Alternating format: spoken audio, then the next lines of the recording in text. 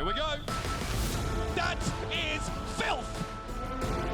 They're all falling bit by bit, piece by piece. Someone stop this man. Grab your grandmother, or your father, your mother. Get them sat down on the sofa. You don't want to be missing this match. Oh, wait, what? Are you serious? They crack it open in the nick of time. Oh my word, from the top ropes. This is Watchpoint, presented by State Farm.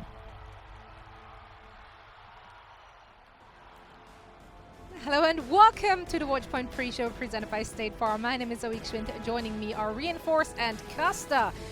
Guys, we had quite a night already before this pre-show happened, with 3 matches being played. So we will be talking about them, of course, throughout our pre-show, and also hero pools for this week.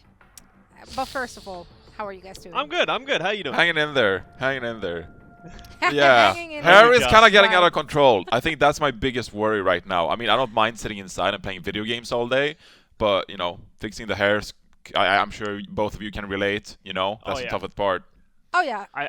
I'm very glad actually for once that we wear a headset, because it just kind of hides The sideburns. everything going on. So yeah, I'm not. The sideburns are coming through. The mullet is on its merry way to actually be sported on broadcast. And speaking of things out of control, Echo already out of the mix. You just saw the hero pool, or the removed heroes from the hero pool for this very week. However, that said, I do want to quickly mention that Echo would not have been eligible to be played in Owl anyway. Yeah. So we would have still had to wait a week, and that means nothing lost here for Owl. However, in competitive, of course, she got removed quite quickly, as people were playing her a lot. She's a fun hero. Wow. Yeah. She really is. We saw her on the weekend. We had the tournament where everyone had to play Echo. We actually entered ourselves. The bit of the talent crew came in, and Dogman, and we got knocked out in the second round by just the #1 team of all times. But not really. It went terribly. I played Echo at some point. It was awful. You but were it our was good best to Echo. actually see good players play Echo, Yeah. get to see explore their kit a little bit, her kit a little bit more. There's a lot of hype plays. It's going to be really interesting to see once she actually is eligible to come into the Overwatch League. Yeah, it's going to be really exciting to see what the meta actually turns out to be when Echo is available. But for now, this week, I think we're just expecting more of the same. You know, a lot of people speculated when we introduced hero pools that it would just be 2 rotating compositions. But really, in my mind, it's just about the 1 composition whenever it is available, which is the May, McCree kind of composition. Now, we saw the Asia teams. They played some dive, etc. They had fun with it. But for a large part, they played a lot of McCree, May with Reinhardt and Lucio and Ana. And a lot more of the same is what I'm expecting this week with Tracer, Echo, and Moira removed. Yeah, I think you're going to see a lot of the flex supports rejoicing a little bit. No more in the pool. True. You know, a little bit of Hallelujah. They want to get back on those Annas, back on the Zens, back on the Baptiste, the characters that they can sort of have a lot more impact with, other than just sort of like holding left click on their team, yelling like, you're doing great. So I think it's really going to be exciting. I know Kariv's going to be excited to play the Ana on the Sandman today, so I'm excited. Yeah, I mean, honestly, I feel like this week's hero pool is very like, okay. It just didn't feel as impactful as some other ones we had. I don't know if you guys agree with that, but just kind of how it feels to me. So I'm excited to see what the teams are coming up with for this week, regardless. 3 matches already being played, so let's quickly talk about the ones you might have missed, as that did happen in the middle of the night for us. Starting things off with the Seoul Dynasty and the Hangzhou Spark. It was Sweep City last night, all right? Every match went 3-0. Some more one-sided than others. So, guys, what were your thoughts looking at the Seoul Dynasty and Spark? Because Seoul continues to look really good. I personally was really impressed with Marvel picking up that diva now as well and looking very solid. And what was really, delightful about this match was that Seoul Dynasty proved that they are delightful. It was delightful. That Seoul Dynasty is a top team. I mean, they won 2 matches a couple of weekends ago, but now they're right back at it, 3-0ing the Hangzhou Spark. And we can talk about Hangzhou Spark and how they're a middle-of-the-pack kind of team, but the fact that Seoul Dynasty were so dominating and they played Marvel on the off-tank and they looked so good. I mean, Fitz was popping off as well. So many things are going right for the Seoul Dynasty, and I'm so excited to see more of this team. I mean, tomorrow's match, we have matches today, but even tomorrow's match, Shanghai versus Seoul, is going to be epic, and I'm so happy that Seoul Dynasty are performing the way they are. Yeah, do you guys feel that the Seoul Dynasty were being tested? I mean, tomorrow, arguably the first really true test for them, going up against the Dragons, who are looking very good now as well. But what does their performance against the Spark really tell you? I mean, go ahead. You can go, Johnny. Okay, I go.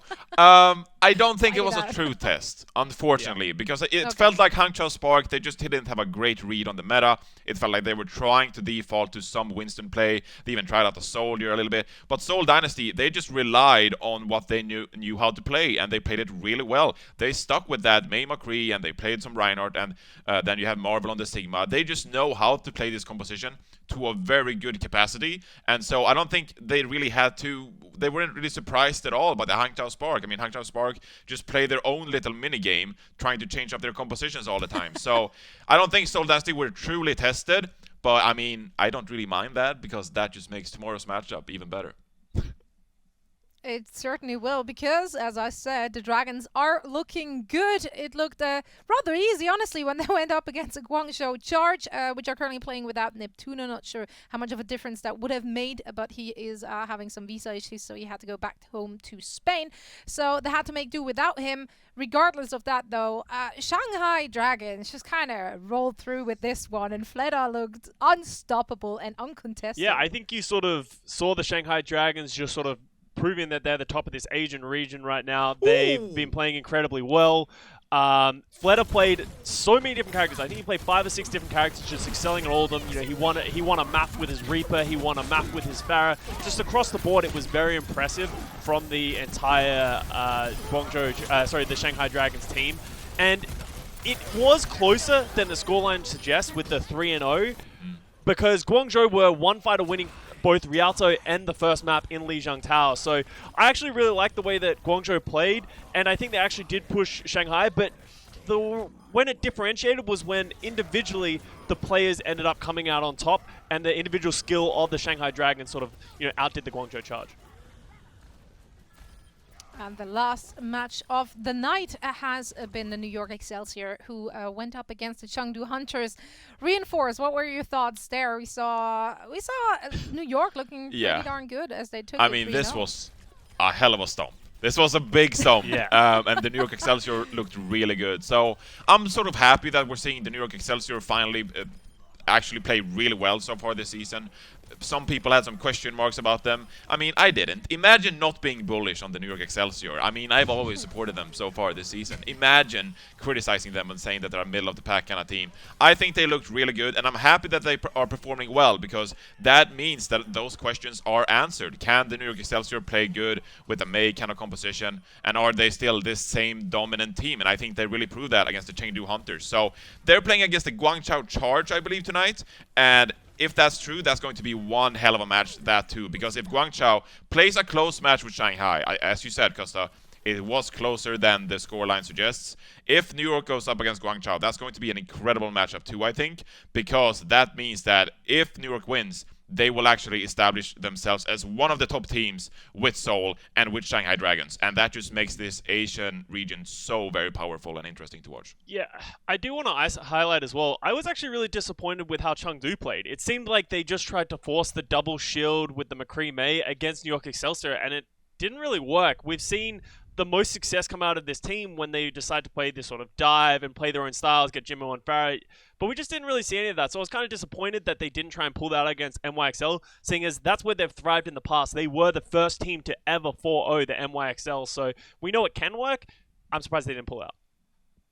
Yeah, they definitely look a lot better when they are able to play their own style. And speaking of style, I do love what we're seeing from New York this very season. I think this is actually my favorite looking New York as of like the entirety of the Overwatch Ooh. League, because for once because they've been so passive, and yes, they had so much success with it. However, I do love what Who Are You and other players are bringing to the table now. The fact that they are playing a little bit more aggressive just makes it even more fun to watch, as it is a more fast-paced kind of thing they got going on for themselves now, and they're looking good with it. So yeah, big ups for the New York Excelsior. Now, you just talked about where those teams are currently standing and who is establishing themselves as the top dog. And that brings us to your power rankings reinforced. They are presented by HyperX. I'm so I excited. assume with the last few games we had going on last week, and then also the ones tonight, there should be some movement in Yeah, there should be a little movement. There should be a little movement, but I haven't moved these teams around following the night games because honestly, they were such stompy games. Like, they were all 3-0s and just kind of one-sided. You could move Chengdu down a slot, but Hangzhou, they got 3-0'd as well. You could move Seoul up to number 2 instead of the Dragons. But, you know, it's a bit of a coin flip because honestly, we need to see some of these matchups play out before I'm willing to change them one slot around. But for the most part, this is my general rankings, and I do believe that the Chinese region with Guangzhou, Chengdu, and Hangzhou are looking good in general. Should the Gladiators be in the top 10 above some of those teams? I think that's a question worth asking. And if teams like Chengdu and Hangzhou continue to disappoint, getting 3-0'd, then I do think that the Gladiators could move on top of them. But then again, they're two different regions. I mean, we won't see these teams clash, so it's so hard to predict, and it's so hard to place these teams. This is kind of just what I'm rolling with for the moment.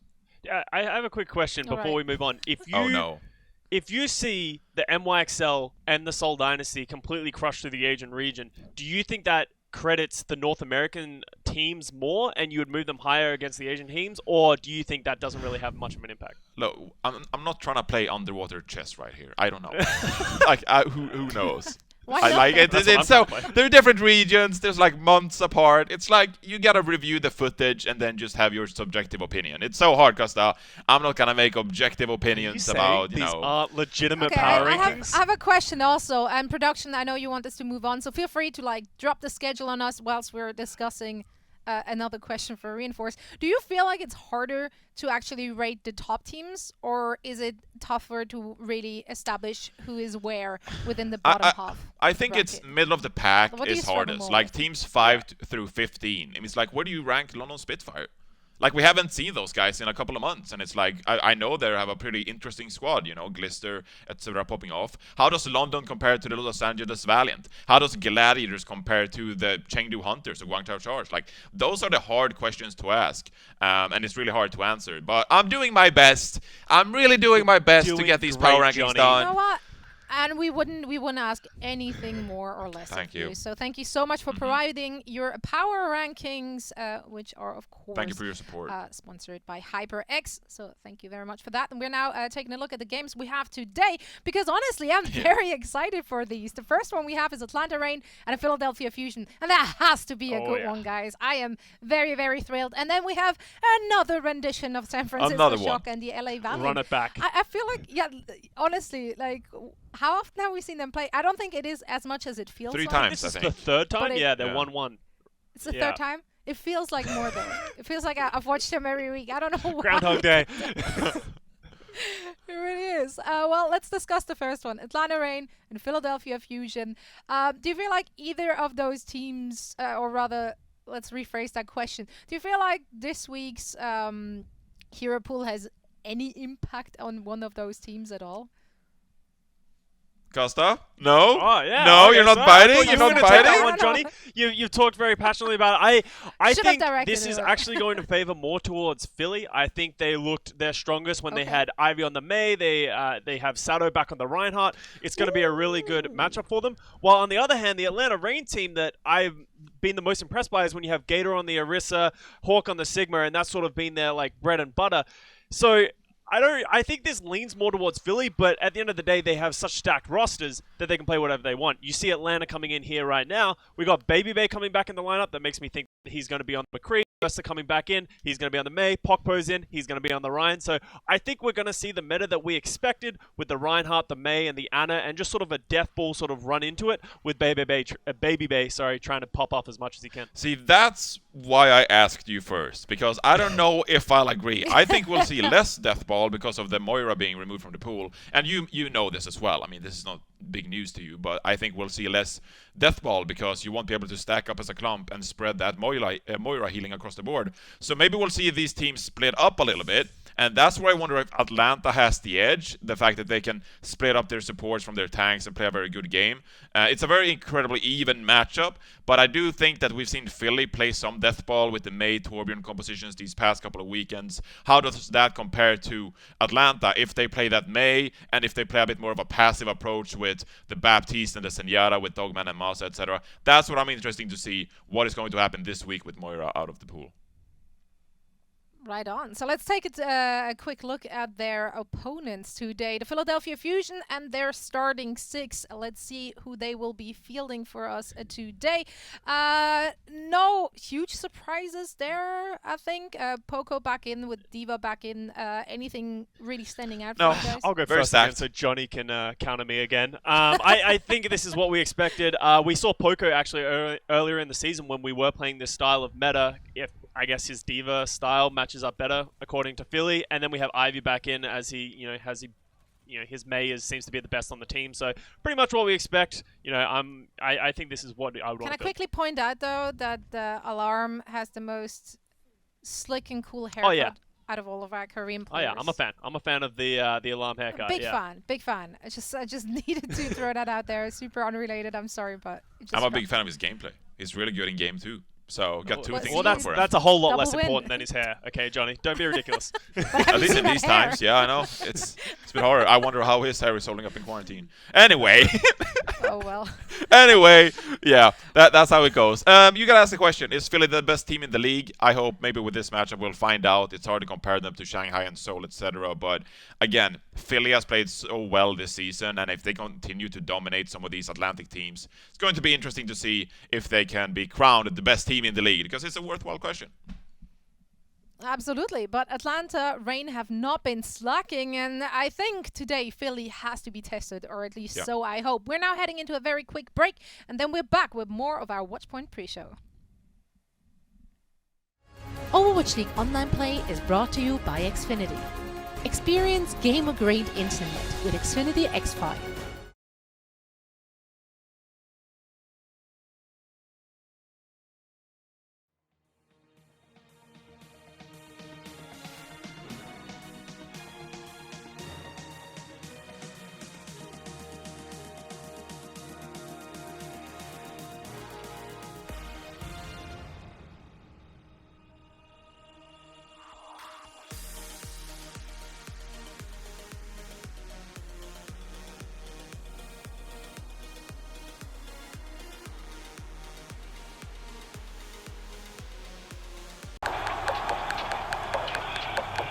This is it, the official Overwatch League apparel.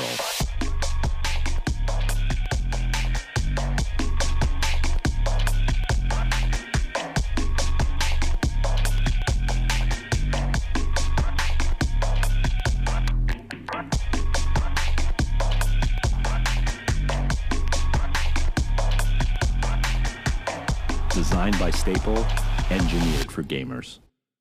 At T-Mobile, when you Quibi with us, you get Quibi on us. This is entertainment made just for your phone. Breakout shows from the biggest stars. Now, when you Quibi with us, you get Quibi on us. Only at T-Mobile.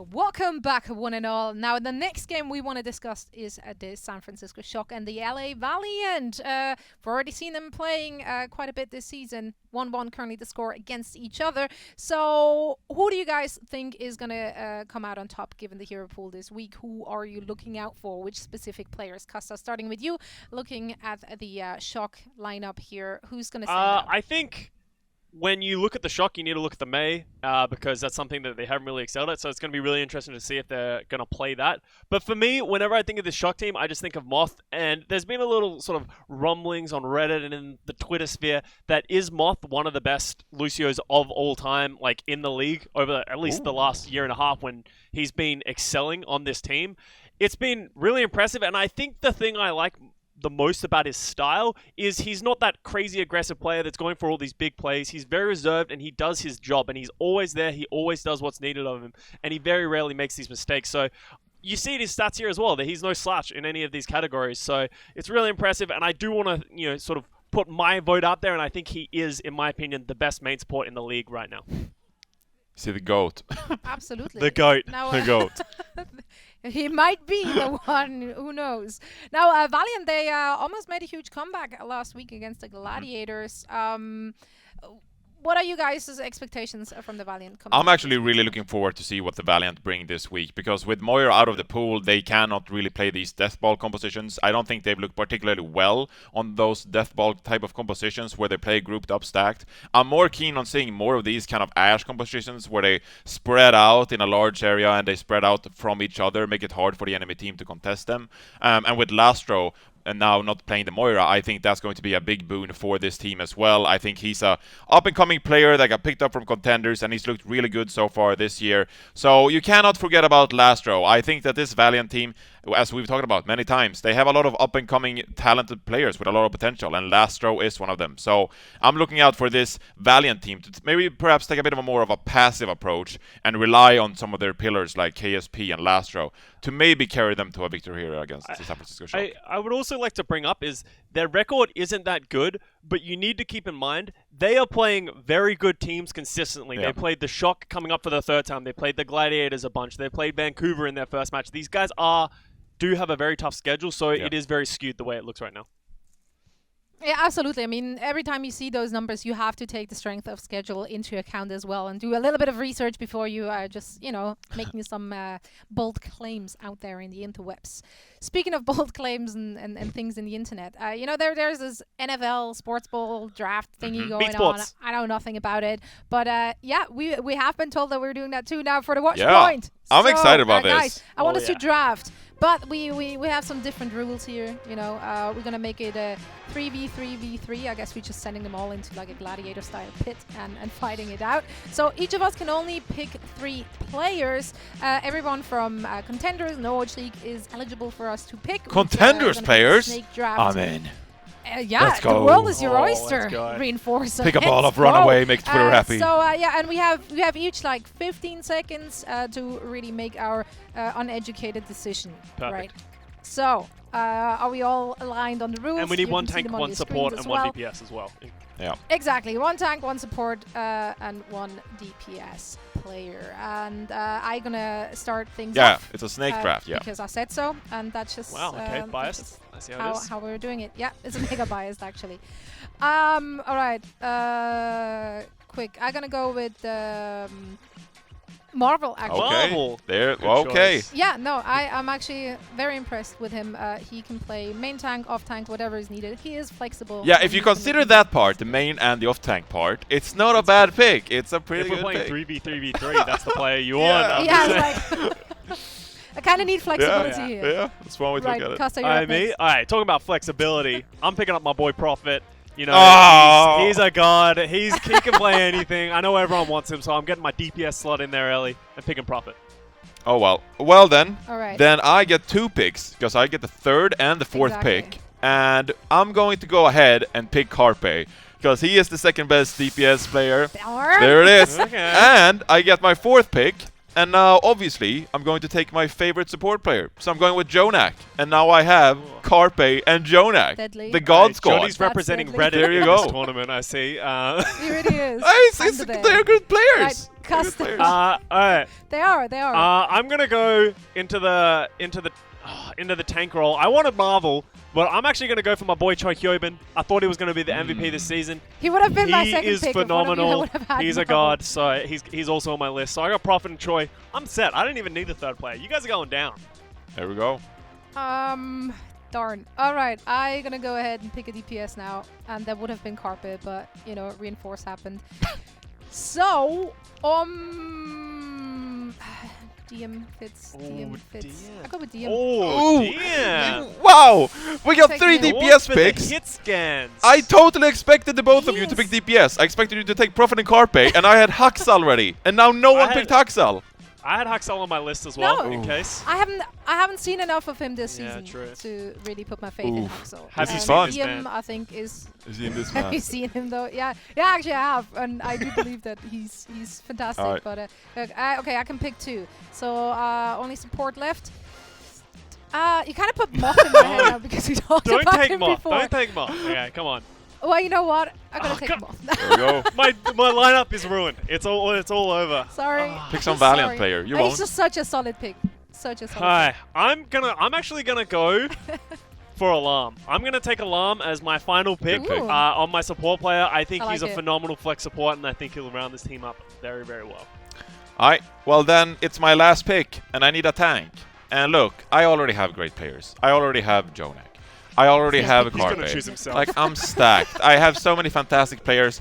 All I now need is some energy. I need some confidence, perhaps even overconfidence. And so I'm just going to round out this team nicely that's very skilled with some good personality to it. So I'm just picking Super, and he'll be my tank, and I'll round out this I like squad. it. And you have like everything it. you want. You have a fantastic support that can keep up Super. You have a fantastic DPS that can do whatever he wants. And then you just have Super screaming in the front line, being very confident and making the opponent scared. I love it. All right, to summarize, what's your team's name, by the way? Reinhardt's Little Torbs. Oh, it's Reinhardt's Little Tor. I'm Custis Valiant I like Effort. it. There we go. All right, Carpet Jonak Super for Reinhardt's Little Torps, and then the Valiant Effort. Well done, Costa. You had Alarm. I had Alarm. I have a fish brain Oh, right now. I have Alarm, Choi, What else and did you pick? who's my All right, DPS player? Choi. Prophet. All right, Alarm, Choi, Prophet. It's really aggressive. I like it. And now I'm somehow losing faith in my random potpourri of a. Feel bad for of Mono. Yeah, I had Marmal, Moth, and Dia. Okay. Yep. Right, Reddit, Twitter, wherever you are. Let us know what you're thinking, who is winning our draft. And also, of course, let us know who you would have picked. Make sure to tweet that at us, at Overwatch League. Include the hashtag OWL2020. And we see who's coming out on top of our 3v3v3v3 What? brawl. We I don't added know what another it's gonna person. be. It's just like I added the other person being Added a the cat, intent. to be fair. Right. Yeah, that's true. That's Yeah. on nose. That's okay, guys. Now that we all picked, any buyer's remorse? Anything you? I'm sad about Mono. I think Mono should have been picked, but I have to go with Super. There's a bunch of players that didn't get picked that are just phenomenal. I'm surprised no one went for like Erster or because he was on my list. I mean, come on. It's you have 3 people That's to pick, true. and also we have to like. What's the stage here? Are we just all in a pit fighting, or is it like yeah. a 3v? Like what's? I don't know what the situation is. I might They're be playing I Mystery thought this Heroes. was an right now, actual but- fight. I didn't think we were playing Overwatch. I chose the most jacked teammate at the time. Oh yeah, Prophet. Very I got- bulky guy, I got Prophet. Aram. Aram Out there. and Choi and Prophet. Our arm. Well, Wait, it was and a who's valiant Johnny's? effort. And Power. Who's Power? Yeah, I don't know who's Super. Who's- Super? Oh, was that is not- Super? That was. Superpower. I get it. I get it. Superpower. I like it. There we go. Right on. Now, guys, we still have our predictions to come. Do we have a break in between? I don't think we have. No, We're running we it don't. through. All right. So then we're running through it. So let's take a look at the leaderboard. Looks like I am still up there on top, followed by Reinforce and Costa, and our guests are in 3rd place. There we go. Yeah. There we Looks like go. my head Nice. But you guys are catching. Yeah, little we're bit. coming for you, so you Yep. gotta be careful. Yep. Ah, darn. This is fun. Because this means so much to me. Anyway, let's take a look at our predictions for the matches today. We had a guest spot, of course, being filled by a cat Nice. again. And this one is thanks to Sideshow. What was his? Biggie Small? Smalls. I can't his believe his name? cat's name is Biggie Biggie Smalls. Smalls. I kind of dig it, though. I kind of dig it. Let's see. It's Figgy Small. Okay, Biggie tasty. Small. All right. Well, still. All right. Going for the Valiant there, though. Interesting. Oh my God, that's such a cute Kitty. cat. Oh. Good pick though, Atlanta. I went with Atlanta too for obvious reasons. Obvious reasons? Nah, I feel he's got this one in the bag. We're getting another point, Johnny. Everything's looking up. I mean, either way, the cat got treats and everything. yeah, I mean, the more I see these pets trying to predict matches, they just kind of don't look at the teams. They just eat the thing. I'm losing confidence in the pet's ability to pick matches here. How? Sounds like how we How pick dare it. you, Johnny? We should replace Johnny with a cat. I think so. This is 2-3 in favor. I'm in agreement. Yeah, I think this is Well, what's I going guess- to happen. So Reinforce, it was really great to have you here, but you'll be replaced. At I least mean, if for I some time, I mean, I just to still see how have it my goes. contract the entire year, so I could just dress up as a furry next year. Oh, Next week. And on that note, we're going to end our pre-show. Thank you guys so much for joining us for all the fun. We're now ready for our first match of the day. And pictures I can't ever get out of my head. Lots of questions there as well. So get ready for the Rain and the Fusion going up against each other. And we will be back for a game break after the second map. The Overwatch League is brought to you by State Farm. For auto, home, or renters insurance, like a good neighbor, State Farm is there.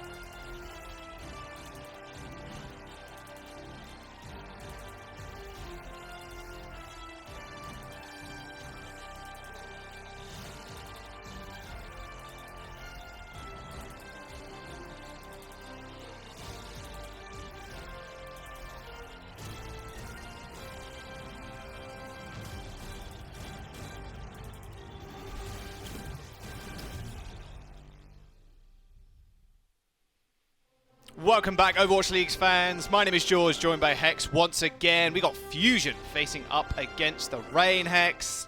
We're about to get into it, and I think everybody's hoping we see a little bit of chips today. We'll have to wait and find out when we get the rosters up on your screens. But it's an important day of games, Hex. Rain actually want to beat Fusion for the first time in their lives, and it's going to be a game that they want to win. However, have Fusion got something secret up their sleeve? Is everyone hoping that Chips is going to play, or is Yes. just Chips hoping Chips is going to play? Everybody Because is hoping I that. don't see it in the cards. He's not played much this year, but as you mentioned, this Atlanta team's never beaten this Philadelphia Fusion squad going back to last year. So it's 0-4, I think, and this Philadelphia team has proved to be dominant pretty much, but this Atlanta team's really, really solid, really stout. We have them as one of our best North American teams. Of course, we saw APAC last night, and those teams are just crushing too. So right now, Atlanta against Philadelphia, I'd have to say Philadelphia. Wow, okay, just giving a prediction straight up, that's fine. That's yeah, fine just by straight me. up, yeah, I'm okay Well, with it. you got rain on your screens. Baby, Erster, Pugbo, Hawk, Dogman, and Massa to start us off today on Control. Of course, it can change up, and they've been changed up a little bit over the last couple of weeks, but Erster's the main man you're going to walk out for. He's pretty scary. Unfortunately, we're not going to see Tracer as of late because he is banned alongside Echo, but Erster's a pretty mean machine. Yeah, Erster can definitely play pretty much everything. As you mentioned, the logo out of the hero pool this week. My biggest concern about Philadelphia is that Sato can play Winston, and that's always a problem for Philadelphia. When Sato plays Winston, Sato tends to feed a little bit, but he's going to be in that lineup. Carpe, Ivy, of course, are going to be the damage dealers for that squad. Sato, Poco, and then the best part of this Philadelphia team, in my opinion, is Funny Esther and Alarm. They're going to be playing the supports. Well, he might not be in for the first map Hex, but they can make substitutions a little later on. And if I recall correctly, yeah, maybe about a week ago, Chipser can go on record saying he would donate 1 million subs to XQC if he doesn't play in Fusion's next game, which is today, right this now. Game, yeah, so this game. There's a lot of stakes on the line, Chipser, if you're listening out there. 1 million subs for XQC. You know, you're probably rolling in it right now. Your Doomfist pretty damn clean, and he's not banned. So hopefully we'll see you a little bit later on. I don't think XQC needs 1 million more subs. No. I really don't. I think Felix is doing fine. I think he's doing fine. Yeah. Well, Philly, of course, want to keep their undefeated streak against the Rain. And two people I'd be pretty scared of if I was Baby and Erster is going to be Carpe and Ivy. We are going on to Nepal to start us off with, but with May coming back into the meta Hex, especially with Ryan and Sigma being so prevalent as double shield, Ivy's May is pretty clean when it comes down to it. Yeah, Ivy's been playing a ton, and he's always been playing the May. And from what we saw last night, and it doesn't necessarily translate one-to-one from APAC to North America, is a lot of May and McCree. You would imagine that Carpe is going to be playing McCree. I think that's probably why Atlanta has Baby Bay in, so that Baby Bay can play the McCree for this team. But yeah, Ivy, May, Carpe, McCree is what I'm assuming is going to happen. We also saw a ton of Winston last night as well. A lot of great Winston battles, so I tend to think that we're going to see that too. I think so. We're going to jump on to Shrine as our first map. And this, I want to say Winston. I want to see Winston, but I don't think it's actually going to be the case. As we are on Shrine, of course. May is just also good. Carpe teleport and strat out. We have got Funny Astro on the Lucio though, surprise, surprise. So it shouldn't really need a TP, but faster to point, especially with a May comp, is what you're looking for. Looks like a Rain are going to be doing the same thing. Pugbo is hovering the Winston, but I can imagine he's going to change. I think we're going to see a lot of Sigma Rhine, Rhine with the Zaya as well, which is what Hawk's also hovering. 5 seconds till we open out the gate though. Ivy switches over to the May. There it is. Probably mirror comps to start us out with. Does look like it's going to be Carpe and Baby teleporting people forwards. Ash and Kree. Okay, it's not quite mirror comps. You're never going to see like actual Symmetra play until maybe Sanctum. But they're on the point. Sato's getting beat up. This Baby Bay Ash is really interesting. Yeah, so kind of a hard angle to actually get the Dynamite up these stairs. Like on the low ground and high is pretty punishing for any hit scan. Filio can currently haven't capped it yet, unfortunately. There's the wall coming up behind, but a nice little bubble onto Pugbo from Hawk keeps him alive for the time being. And a Fire Stroke will end up killing Pugbo and Carpe in the back. Losing your main tank's pretty disastrous, and Sada lays down the first ult of the game and the series, killing off Baby Bay, and the rest is history. That'll be Fusion capping the point to start off. I mean, we've said it all year. I mean, I specifically have said it all year. Sato is way better this year because his support line is so good. He can play the way he wants to play, but he's always trusting his supports. They keep him alive. Funny Astro, Alarm, 2 Rookie of the Years you should have on your radar. My goodness. Big Nano. Big wall, though. That's an easy block for Erster in the corner. Just Sado ends up falling down. Nano didn't really do all too much, but neither did it for the Rain. Sleep dart onto Pokebo. Gets instantly woken up as Fusion do make their way back to the point. Ivy's so close to this Blizzard, going fairly low though, which is a problem. Actually ends up going down to Pokepo, just swinging on through as a bio grenade landing on the front line of Fusion, but is met with a beat from Funny Astro as Pokepo now moves his way onto the point, killing off Poco. All Fusion need to do now is stall out the point. Ivy's going to be able to get back in time, maybe, to stall out for a little bit longer, but Sato and Funny Astro end up going down, so complete reset for Fusion as Rain end up capping. Yeah, they lost 2 super early, so that fight was generally going to be over, but Philadelphia Fusion were able to get some percentage at the very least, and now they can come in with Blizzard up, with both their tank ultimates up as well.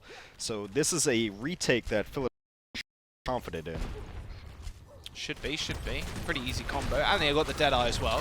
There's a Graviton Surge right into the back, catches most of them. Bob's going to come out and join them in that Graviton Surge as both Blizzards do meet on the point. Sada lays down the Shatter as a big bar grenade lands in Rain's backline, and now Poco's taking the one with Hawk. Hawk wins it out, but the rest of the team are already dead. Ivy gets the Nano to seal the deal as Fusion end up recapping after they kill off Hawk, along with a couple of kills of his own. Not too bad at all, but it really opened up with a big bio grenade. And that was really it. Master has to lay down the beat in that situation, otherwise you're going to get torn to shreds. Babyface Ash, she's doing fairly well, I must say, but just nothing of note so far. It's Carpe picking up the frags for the Fusion side. Yeah, and Atlanta had a decent chance on that. They had a ton of ultimates to use during that fight, but Philadelphia, with a really aggressive engage, the yeet a grab from downtown gets them in there, and Carpe, as you mentioned, has just been doing more than Baby Bay. Like, we talked last week, Ash is not McCree. That's her name. It's not McCree. Ash, McCree's just better. There's a beautiful flashbang onto Ursa. They didn't know where Carpe was. He even received the beat. Master's going to go down as well.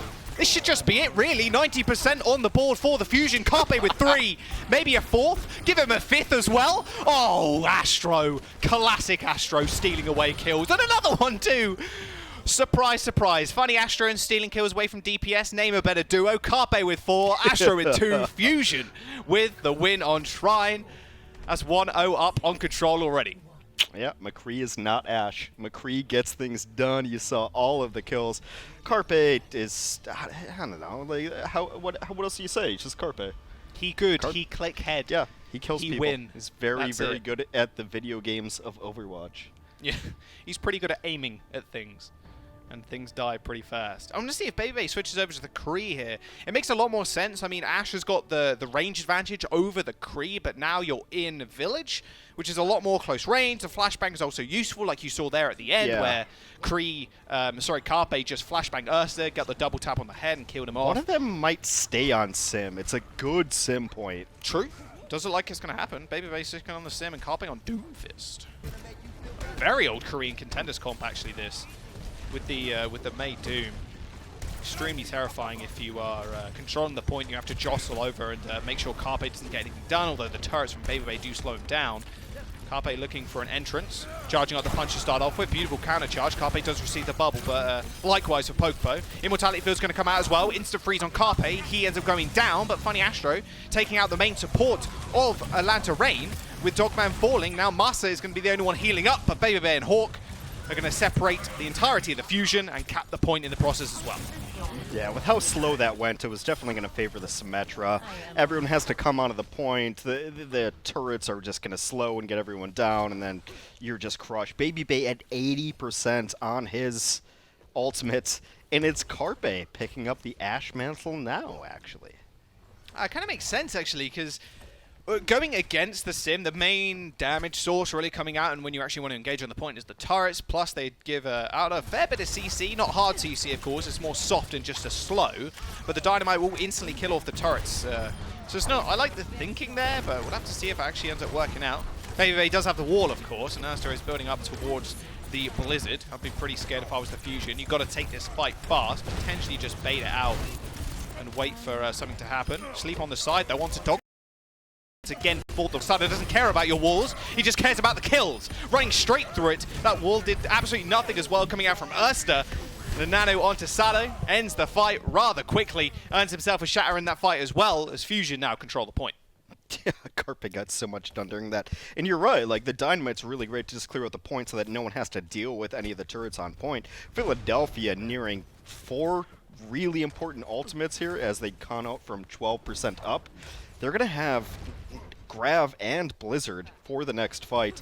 Baby Bay back on the Ashe. We have Ashe v Ashe. I did not expect this, to be honest. Very early. Dogman laying down the window, but gets laid on his back. Beat is going to come through to save it for the time being. Counter beat Confusions. Ursa jumps on in with a Blizzard, but everybody from Fusions manages to get out of the way, and Carpe on the sidelines. There's one, there's two. Baby Bay and Dogman at history. Hawk as well, sent to the skies by Astro. He picks up a third. And this is the Philadelphia Fusion just rolling through Atlanta. 62% to 40 now building up.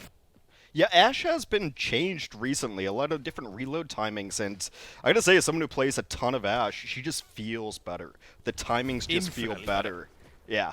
So, like, when Ashe came out, you're like, oh, this is a really cool hero, and it's interesting, but it just felt off. And maybe it's a millisecond here, a millisecond there. Ashe feels a ton better. It's gonna feel a lot better when Carpe is gonna have Bob coming up. Here. That's a nade that you want to see from your support. That's 4 people going purple. Alarm's got a nano now. Pokeball with the shadow. Very ambitious, but Carpe ends up going down. Fragging Lucio's as Massa ends up taking the kill, but Baby Bay now taking over. No Carpe, no problem for the Rain as they move on to the point. Problem is, now Ursa's kind of trapped alone. The entirety of Rain there kind of split up almost. Dogman takes out Pokeball. Even Bob's laid down on the point, but the fight is going to get cleaned up rather quickly. Bob is capping, but yeah, he's not really going to do hold too much. That's not the wall you want. Doing quite an intelligent play there from Ivy, actually giving his supports healing charge by just taking free damage from the Bob, because the Bob doesn't give Ashe any ult charge at all. Last fight territory now for the Rain, though. And the Rain have nothing to work with. Well, like, literally nothing. They have 56% on Nano. That's it. That's the closest. And the Philadelphia Fusion are just going to hit Q and win this fight. Yeah, well, I think they need to hit Q, to be fair. Carpe just lines him up. He's like he's playing an arcade game of Duck Hunt. He's just sitting there just clicking on people's heads. Fusion's just running through Rain in a rather quick 2-0. Trying to keep up that hoping to get that 5-0 over Rain in the history of the Overwatch League. Looking pretty good so far. Funny Astro will play of the game. What a surprise. It's not Carpe. Never will be with Funny Astros on the team. Yeah, well, at least it's not a Moira ult, right? Oh, yeah, and that's generally what you see as play of the game.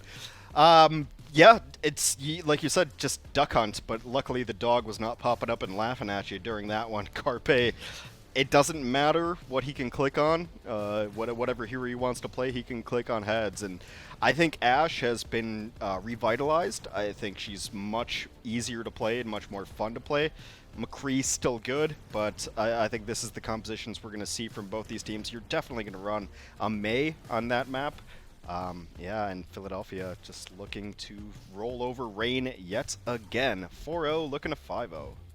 Well, they're 8-1 in the standings as well currently. Looking pretty good so far. That was Control. We're going to jump to a quick break, guys. Do not go anywhere. Map number 2 coming up soon. The Overwatch League is brought to you by Pringles Wavy. Big crunch, big flavor. And by Zip Chair Gaming, the official chair supplier of the Overwatch League.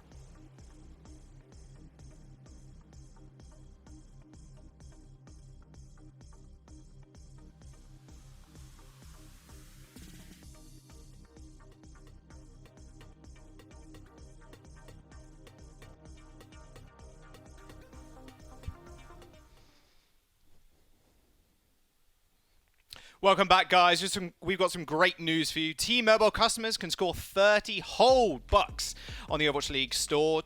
Be sure to download the T-Mobile Tuesday app now and redeem your loot on April 28th. Welcome back to the game as well. We have Rain facing up against the Fusion. We're jumping on Voskai Industries as our second map. T-Mobile Tuesdays are great. I've been a T-Mobile customer even before I was in the Overwatch League.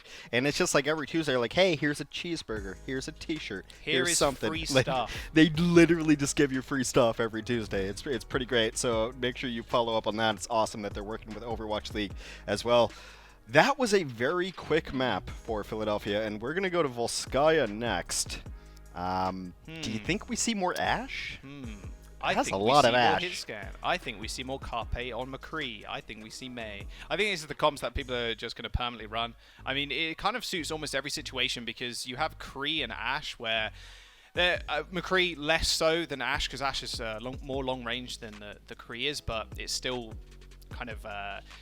it kind of facilitates you actually getting onto the point because you're not just sending out no spam damage whatsoever. You're still damaging shield from far away with the May as well. And then May fills in the role of May just fills in almost every single role because she can build walls and she can right click people across the map. But she also fulfills the role of isolating tanks and getting up close and personal with the team, which is what Ryan and Zaya really need to brawl out on the point. Right. This is also a map that we used to see a ton of Widow on. It used to be a Widow duel map, and then some teams used to run a Tracer to counter the Widow duel. Like there's so many things you can do on Volskaya for this. For both of these teams, really, they have every damage healer in the book. I'm just super interested to see what teams are going to roll out on. We've seen everything on Volskaya this year, partially because of hero pools, but you've seen Pharah. Ash is into it. I kind of want to see Widow duels again, but I just want to see Carpe and Widow. Like, it's just my selfish thing. Yeah, well, I don't think it's selfish. I think everybody wants to see that, to be honest with you. I mean, we unfortunately don't get to see what he's going to pick to start off with. Ivy's hovering the Widow, maybe making sure Carpe can't take it. We have he's on the offense, so it doesn't really matter. Defensively, though, they're going to run Ash again. Like, they're out. Baby Bay and Erster are going to be Ash and May. I mean, I guess you could kind of make an argument here where the flashbang isn't as important because you're not right on top of them, depending on how you want to play. And I can imagine Rain aren't going to be fighting up close. I think Baby Bay's going to hold up on the high ground. They're going to kind of bait Fusion in. Plus, May is really good at baiting people in, especially on this point because there's two big entrances that are completely covered by a wall. So I'm not too surprised. And you can get a lot of burn damage down as well with the Dynamites because you can throw them over shields because you have a high ground. Dynamite's so weird, though, because, like, you're getting damage, but the other team is getting their support ults, like, so much quicker. It's so... It's a strange ability that, like, if you're not getting kills with it, you're kind of just feeding. These nades are so good. 4-man nade for Fusion, then 4-man nade for Rain. Big dynamite as well for Baby Bay. But look at the ult charge, really. 40% versus Astros and, of course, Alarms, 40% each for their support ultimates as well. Very give or take, like you said. Carpe is just going to rotate on his own, literally all alone. Hey, he can just do it. It's Carpe. If there was one person I trusted to flank, it would be Carpe, as he has been getting kills left, right, and center. Definitely wouldn't be Josh or Bren, that's for sure. I wouldn't even trust myself to play Overwatch with them, and I'm not really sure why I do submit myself to that torture. Carpe is going to get naded, has to play a little bit more safe. Beautiful bio grenade there from Rain to make sure Carpe can't play aggro. But speaking of aggro, Funny Astro in the backline, getting off Erster. Now with your May down, you are really going to have to kill off Ivy pretty quick, sharp. Very early B for Astro, early Nano as well. On Hawk, trying to move everybody forwards, but Pokemon gets instantly destroyed by Astro. He's picked up 2 kills himself already. Make that a 3rd with Dogman falling as well. This is why you pick up Astro on your team. Oh my goodness, what a slaughter. Fusion are going to take first point, quick sharp. It could have gone all the other way too, as Pokepo gets knocked down during his charge. That was tight, but as you mentioned, the support line of Philadelphia Fusion stays alive. They get everything out. The only issue is that they had to use some stuff to win that point, so now the snowball potential is a little bit lower, but a Shattered Deadeye here could just win them the match, but they're really behind on support ultimates because Moss is going to have Sound Barrier much quicker than Astro. Yeah, it's because Astro built his up a little bit more quicker than Master didn't have to use it to win that fight. Absolutely. Carpe once again on the flank on the lane. Zero charge for Hawk though, but he does have grab. Popo's job's now to eat it, or at least check Hawk where he is. Oh, you see that there, it looked like Hawk was going to go for it. The Graviton Surge up onto the high ground, only manages to find one. That's only because Sado ended up jumping into it, ended up dying to the Dynamite, but Carpe at least picks up one. Double Blizzard on the point. This should be an easy win now for Rain, as they're able to just let Baby Bay do his thing on the Ashe from the high ground, and spawns are an advantage for Rain as well. Yeah, Ivy just giving himself up to the ult bank of Baby Bay. Nice couple of clicks, a sayonara, and that will be a Fusion going for the reset. Yeah, the Ashe just feels so much better. It just does. Like, when I used to play Ashe, I would hit 100% of my first shots and 0% of my second and third shots. And now it just feels a little bit different. Atlanta's in a great spot to support ultimates. They've got Bob on the field. Not the most impactful ultimate, but, you know, it's something you have to deal with. And Philadelphia might just go for an eco push here because they've got nothing to go with.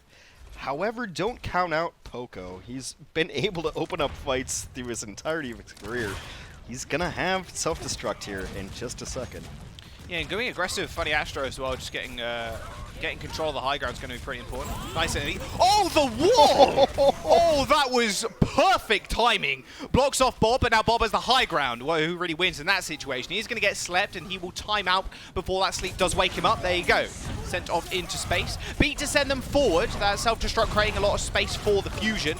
Now, you've got to be careful because the Beat re-engage for the Rain. Their shield's going to last a little bit longer as Sado ends up going down. Popo playing with fire right now as 50 HP, swinging away at Popo. They should be able to just stop him from really doing anything. Poco now getting staggered, unfortunately. Frozen up as well. Yeah, and wall too. Oh, the life of a baby diva is also horrible. Poco does end up getting staggered out for a little bit, burning a little bit more time off the Fusion time bank, but still 3 minutes, not too bad whatsoever. But you look at Rain's ult bank. Oh, it's looking pretty good. They got Shadow, they got Blizzard, they're going to have the Bob, they're going to have Grav and a Nano. The only thing they're missing, really, is that beat. They're doing fine. In assault maps, the moment you see orange on the right side of your screen in the kill feed, it's over. I've been checked out for like 2 minutes now because somebody died like 2 minutes ago. I'm like, that just happens. When you're the offense and you lose somebody, especially a tank going in, it's kind of game on assault. Reset and re-go. Now, as you mentioned, Atlanta just hitting all the check marks in the world. I don't think Bob's going to be one to save it. Maybe if Sato hits like an enormous shatter, they can pull this back, but Philadelphia in a tough spot. Sometimes you really want to use a late Bob to make sure you can secure the fight when all the utility has been used. There's a Graviton Surge, but Nano is actually going to land onto Sato, and a Shadow as well isn't really going to quite land, unfortunately. He gets frozen, then Blizzard, and he's going to go down if Alarm doesn't do something about it. A beautiful nade to keep him alive, though. Bob is out too, as Atlanta Rain do take the corner. He eventually ends up falling down to a Bob of Carpe's. Carpe's Bob isn't really going to do all too much, but stop the push from the Rain for the time being. Maybe did get slept in the back, but he's going to be fine. Ivy sends in the Blizzard as Pokepo ends up going down. Carpe now taking over the game on the Ashe of his own as the beat comes through as well. Rain now forced all the way back as the Fusion take control of the point. Gain 2 ticks also is going to be up to Ursa to get back, but no, Carpe double click on his head, ends up taking him out, and 1 minute and 29 seconds will be the time bank for Fusion. A little Bob v. Bob action. What About Bob? A classic Bill Murray movie. You should check it out if you haven't seen it just yet. But really that Blizzard came in right at the perfect time. He throws it down. Everyone gets locked up. And eventually Philadelphia will take this point. 90 seconds remaining in their clock. But you see it. It's just assault, right? You have to ace it. And they came in and they aced it. They hit every ultimate that they had going for them. They come in and are able to clean it up. Atlanta... We'll see what they want to run here. It's been so much Ashe today. I'm actually just flabbergasted by the amount of Ashe we've seen today. Yeah, like you said, maybe it is because of that the reload change and the ammo change as well. It does feel a whole lot smoother. It feels better. It feels so much better. It feels a lot less clunky as well. And Ashe has got a weird aiming mechanic when you aim down sights. It feels a little bit different to obviously your Widow, your McCree. It is a little bit of a different toolset when it comes to just raw aim. But you'd expect Baby and Carpe just clicking heads regardless. They are hit scan legends after all. I think coming out of sights and like the quicker non-sight fire out of sights. I don't know how to say it. Yeah, properly, yeah, like, just no regular fire. Yeah, like that feels a lot better. Like I hit a shot, let me finish it without being in sights. Feels a ton better. So I'm looking forward to seeing a ton of Ashe. I think she's got a really interesting kit, a lot of utility. And yeah, I get my wish. We get double Ash here again. Oh, we do. Fusion, where are they holding up? Holding up on the high ground for the time being. Can speed boost up there. You have to use the Lucio speed to get up there if you didn't know. Oh my god! What was that? Oh, that's gross! What? Baby Bay! A couple of clicks, thank you very much. That was dirty. Now they're just going to roll on the point. You got no Astro, you got no damage. Nice sleep. Ivy's head almost deleted. That's a third headshot in a row. Oh, Baby Bay. Let's go. Raid refusing to go down just yet. No one has ever doubted Andre's mechanics, and if you do, just look at that clip. My goodness. What a crazy bunch of kills he got. Like, remember, Baby Bay got picked up by Atlanta because they lost to Fran early on, and they needed, like, a face and a brand. And San Francisco's like, just cap Baby Bay. And he's been the face of Atlanta since. But he's still a good player. He's not just the face. My God, Baby Bay. Disgusting. He's almost got that bob as well. 10% away, keeping Carpe in check. Carpe, that was a very risky mega health pack take, but the Dynamite did save him out. There you go. Triple kill for Carpe. That's what happens if you don't kill him first. A nice bio grenade as well. Got to give credit to the supports for Alarm. And Fusion going to clean that up. My goodness, this game is just all... Forget May, forget Ryan, forget everybody else. Just look at these ashes. Yeah, it's Ash Wednesday, but it's Saturday, I guess. Yeah, well... just going crazy. Baby Bay's going to have a bob up. I mean, there's some heroes where your ult doesn't really matter. It's not that great, but your regular kit is just so good that it doesn't matter. I think Ash is falling into that category. Are you serious right now? Bob available. Carpe, I'm only looking at your ult charge. I don't care about anyone else's. I want to see your Bob. I want the Bob v Bob again. Philadelphia Fusion. Got a few ults of their own online. They got Blizzard coming up rather soon. They're playing rather passive right now. Carpe is taking burn damage. Bob's going to be up. 5%. That's all you need. Uh-oh, Master going a little bit too aggressive. Funny Astro picks him out of the air. Popo ends up getting nanoed here, and a perfect Bob actually from Carpe on the side.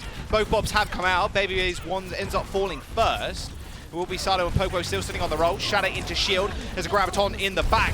However, Ursa's going to use that Ice Bot to keep himself alive and that beautiful wall as well to stop any incoming damage. But Funny Astro in the back line once again, killing off Ursa, the beat as well, to make sure Fusion can secure the fight. The main tank is down for the Rain. Hawk saving his Grav for the next fight. You've got a lot of time in your bank. You know as Funny Astro lays down the beat, you are just going to lose the fight. It's going to be all over. You might as well go next. Nice little pick from Ivy there to send them packing as well. It's actually not terrible for Atlanta because they got that sound barrier out towards the end and Funny Astro used it to save his team. Maybe necessary, maybe not. It depends on your feelings about assault maps, but now Atlanta can come in with a Grav and there's no support ultimates to be able to deal with this. The best support ultimate Philadelphia has is actually the Blizzard. If they get Grav, just drop the Blizzard and try to live through it. Oh. A lot of damage by base on high ground. You see how pocketed he's getting? He even got naded just to make sure he doesn't get insta-killed. Carpe's on the flank once again. Dynamite in the back. Doesn't end up getting clicked on by Baby, so it doesn't end up detonating straight away. Dogman's got the high ground in a good position to try and contest this point. Nano fairly early from Pokepo. That's going to be Funny Astro booping away that damage, but not for long as Pokepo easily kills off Funny Astro. There's going to be a beat also. They're just throwing everything into this fight. I mean, you might as well. You know, Philadelphia Fusion don't really have much left. Ivy is pretty low in the back line as well, just hiding behind his wall to stall for some additional time and hopefully get the ice block off. He does in the end, but Reina still on the point. 2 ticks have been acquired as well. Carpe tries to come back in, but gets instantly killed. Funny Astro's going to get nanoed. This is his time. This is his opportunity. He's still alive somehow. Popo even gets slept on the sidelines as well. This actually could be their fight to take. Ursa going pretty low. Oh, Astro gets frozen. Steps off the point for a brief moment. That was his highlight clip in the making, but Rain ends up taking the fight. 2 minutes and 44 seconds now in their time bank. Was really looking forward to the Boostio. Volsky is one of the assault maps that we have in the pool that is generally completed. You see some of the other assaults don't have the point total that Volsky has. They're able to finish it off. What do we got on the board? 244 versus a $129. What's that about? It's about a fight difference, Jack? Yeah, ish. I mean, especially on assault. I mean, it depends if you're attacking second or you're attacking on first. I'd say if you're attacking second, it's definitely one fight, but for first, I'd say it's, you know, one and a bit maybe. Yeah, I'm going to say 1.72 fights exactly. Yeah, there you go. There's some maths for you. Oh, nice little surf there. Huge. So, of course, as everyone predicted, we have the Ashe May meta. Woo! Yes, that's what everyone expected. I definitely didn't pick McCree May as the DPS lineups for this week. Not at all. No. You didn't catch me saying that. I think it's legitimately recorded on.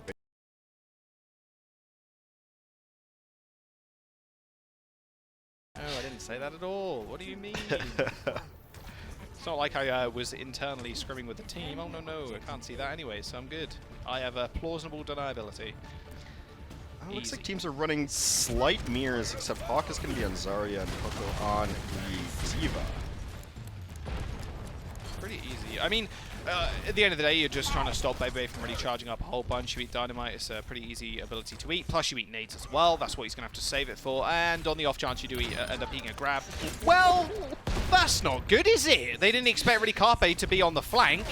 Surprise, surprise, been on the flank for the last 2 maps. And now, Rain can just fend themselves on the point. Pokebo, he's not long for this world. He's going to get run down. Hawk's going to be the same. Perfect opening for the Fusion. 45 seconds remaining. They're going to get 1 attempt to attack second point. Maybe a little bit extra, but that is a perfect setup for the Fusion to take first. Erster turned away for half a second and just got domed by Carpe. Yeah, bad RNG right there. Yeah, you turn away and someone's there. It's just the worst. Of course. Happens. But Alarm is actually going to have Nano. He's the closest person to an ultimate right now, and he should get there during this fight. And Nano Rhine could be enormous here, because then Rhine gets there too, and he gets a shatter. Oh, Masa, I don't know how he went so low there. He was so close to actually just going down. They can take this fight a little bit slowly. They've still got 30 seconds, but now they're not going to want to. Nano coming online. Bebe taking out Carpe, though. He knew he was on the flank this time around. Took him a couple, but there we go. Sada with 3 in the back, though. Oh, my goodness. We didn't see what happened. Shatter. That's it. That is going to be it. I mean, the Shatter plus the Nano was going to do it. Then it's going to be Bob on the point, stall out for some additional time, but Sada with his 4th kill of the fight. Bob is going to fall eventually, and now Rain have to go for a big recontest, but against the May, it's going to be almost impossible. Carpe is going to switch up over to the Reaper to get back in time. Fusion have a tick. Masa is still stalling. There's a second one as OT now ticks in. Ivy with the Blizzard on point. Is there anybody out to touch? Pokebo ends up going down. OT still ticking as Masa touches the point. A beautiful sleep on Earth takes him out as well. The kill feed lighting up orange. The beat is going to seal it. Fusion with 4 points on the board on Voskaya. Sending it into OT. Rain now have 2 minutes and 44 to match them on second point. Yeah, it's my Rookie of the Year Alarm. He comes in and he's got such a big advantage in his nano boost. And you nano Rhine at like 60%, and then Rhine's going to get his own ultimate, so you're just kind of snowballing these things.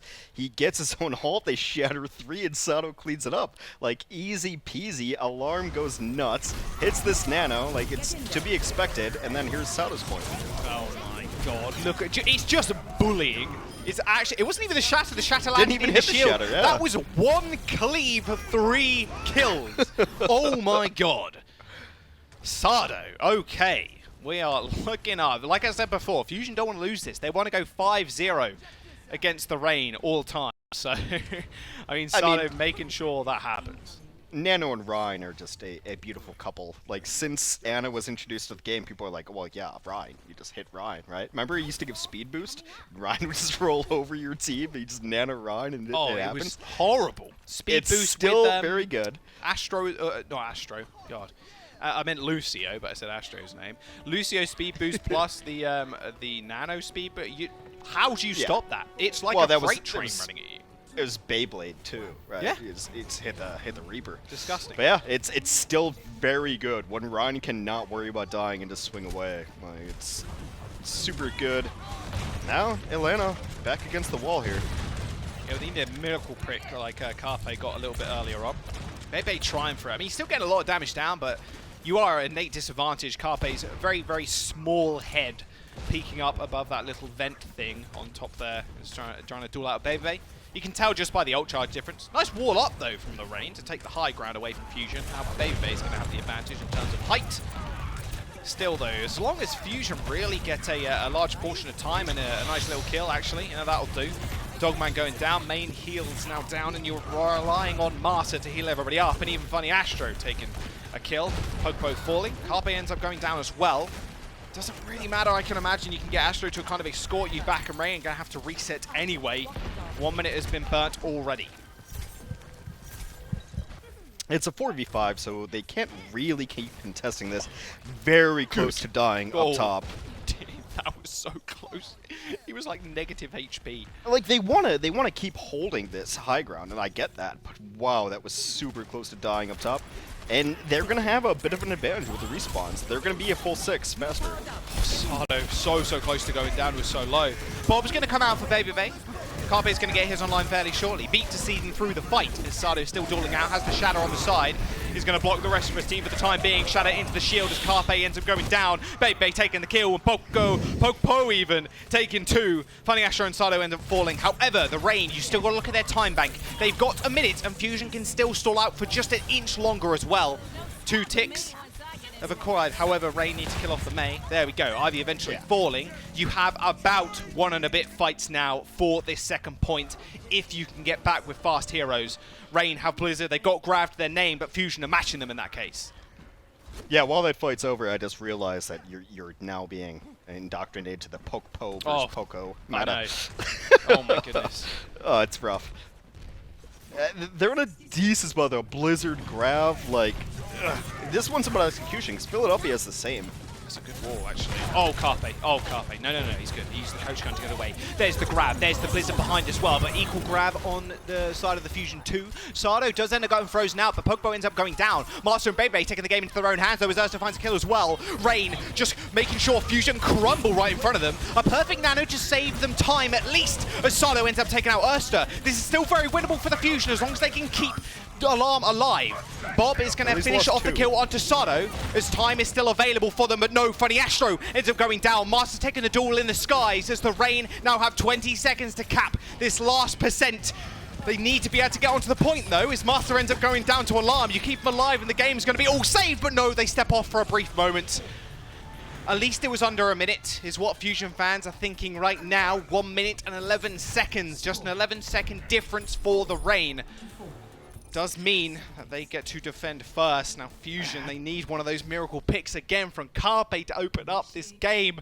This is going down as a nail biter.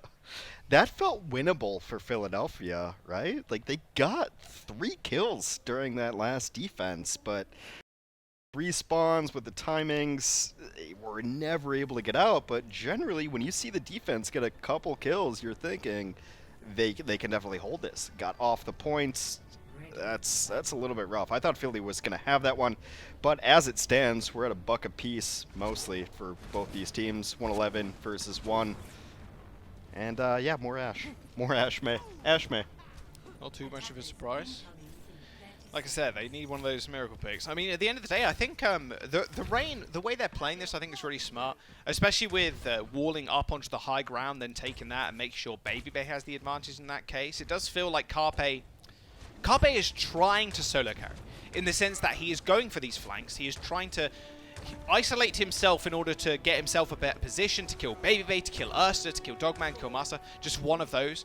Almost foregoing damage on tanks in order to get those, you know, the 2 taps on the supports or DPS, which does definitely work out for a player like Carpe. Is definitely something that you'd like to see, but sometimes it's not paying off for him. When he goes down like that, when he's put himself in a position where he can't get saved by a Matrix or by even just a heal, it's a bit of an issue. Just like he's going with the rest of his team this time around, though, as they do forego the front entrance and end up circling round the back of Rain. We're in a decent spot, though, up top. Like, this is a single push kind of fight, right? You're just trying to get, like, any percentage, really. Just put something on the board. I don't even think it's an ultimate fight. Like, neither team is really going to get to ultimates here unless it goes really long and drawn out.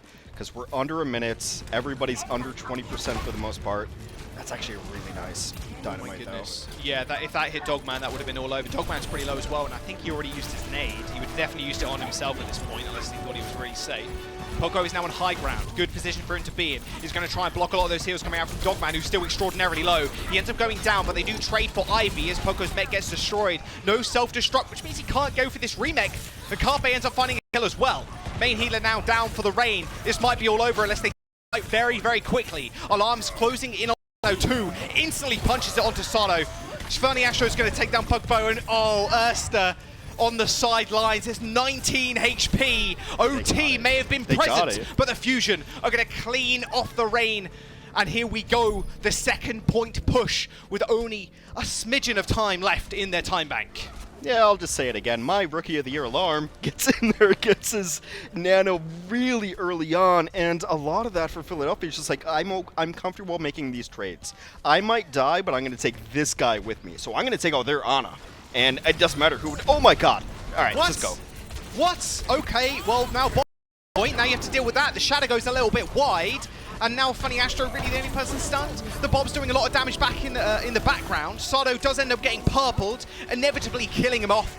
The Blizzard as well, separating the rest of Philadelphia Fusion. They do end up using the beat to go in, and a Blizzard of their own. Popo goes a little bit too aggressive and gets naded off as well. Still a good look for the Fusions. They make their way onto the point. They're going to be able to get a tick at least. Bebe has come back from the dead.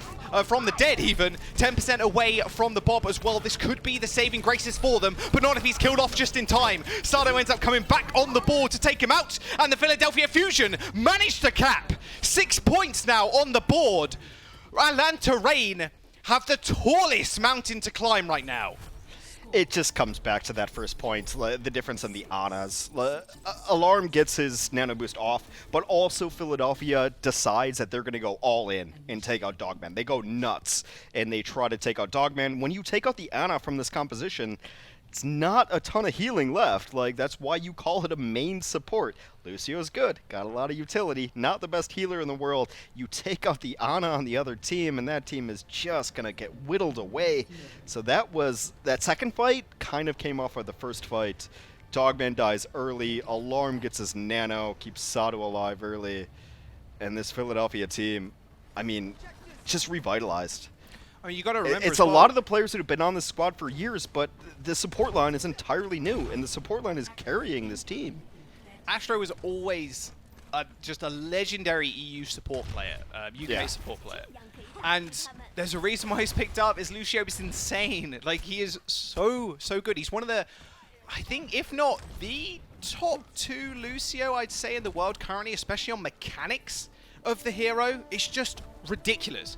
And just quickly flashing back before we get into this round, Hex, remember Dogman was no HP for the majority of that fight because he naded his tanks. It was rather a selfless play, but you got to be a little bit more selfish in that situation, because if you fall and you have to play passive, if you're like negative HP or like close to 0, you're I mean, if you die, everyone dies. And that's kind of like the Ana ethos should be like, you die, everyone dies. Exactly. Save yourself first. That is a beautiful wall.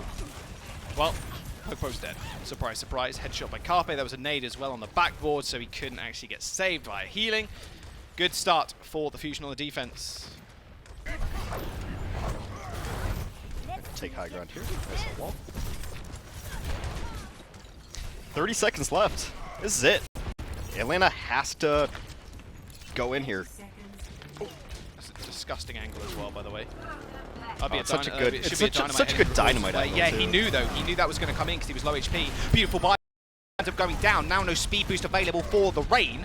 15 seconds remains for them to actually get to the point. And with no speed boost, this is going to be pretty hard, especially with the wall. Bebe ends up going down as well. Poco on the side, just doing so much damage too. Alarm can now play selfishly. He's got the nano in his back pocket, but Carpe is just making sure they can't touch. Oh, they get pushed off anyway. The Rain end up falling, and Fusion, with 2-0 in the series, they're looking to sink by the end of this week to 9-1 in the standings. This Philadelphia Fusion is the best version of the Fusion that we have seen in the last 3 years, and it's because they made a lot of roster changes in the offseason that allows their tanks to play better. This is the best I've seen Poco play as well. Poco and Sado are playing super confident, super aggressive, because they know their supports are there. Carpe's going to do Carpe things. He's got his buddy and Ivy just picking him up as well. Like, This Philadelphia team is ridiculous. Because, look, Atlanta's a good team. It's a very, very good team. But Philadelphia has now gone up 2-0 on them. Like we said at the start of the game, they're looking to make this a 5-0 all-time against the Reign. We're going to jump to a quick break, guys. We'll see if that can happen, or can Reign come back with a reverse sweep? We'll have to find out after this. The Overwatch League is brought to you by T-Mobile, helping you stay connected to what matters most. Learn about T-Mobile's COVID-19 response on T-Mobile.com. And by State Farm. For auto, home, or renter's insurance. Like a good neighbor, State Farm is there.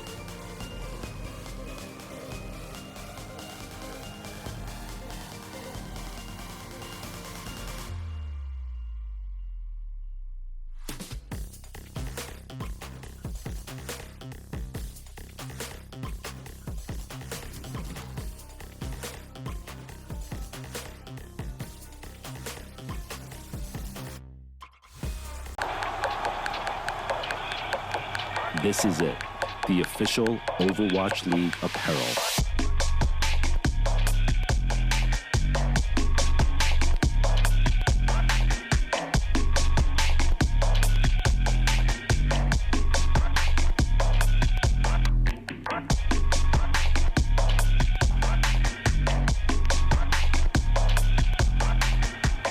Designed by Staple, engineered for gamers. At T-Mobile, when you Quibi with us, you get Quibi on us. This is entertainment made just for your phone. Breakout shows from the biggest stars. Now, when you Quibi with us, you get Quibi on us. Only at T-Mobile.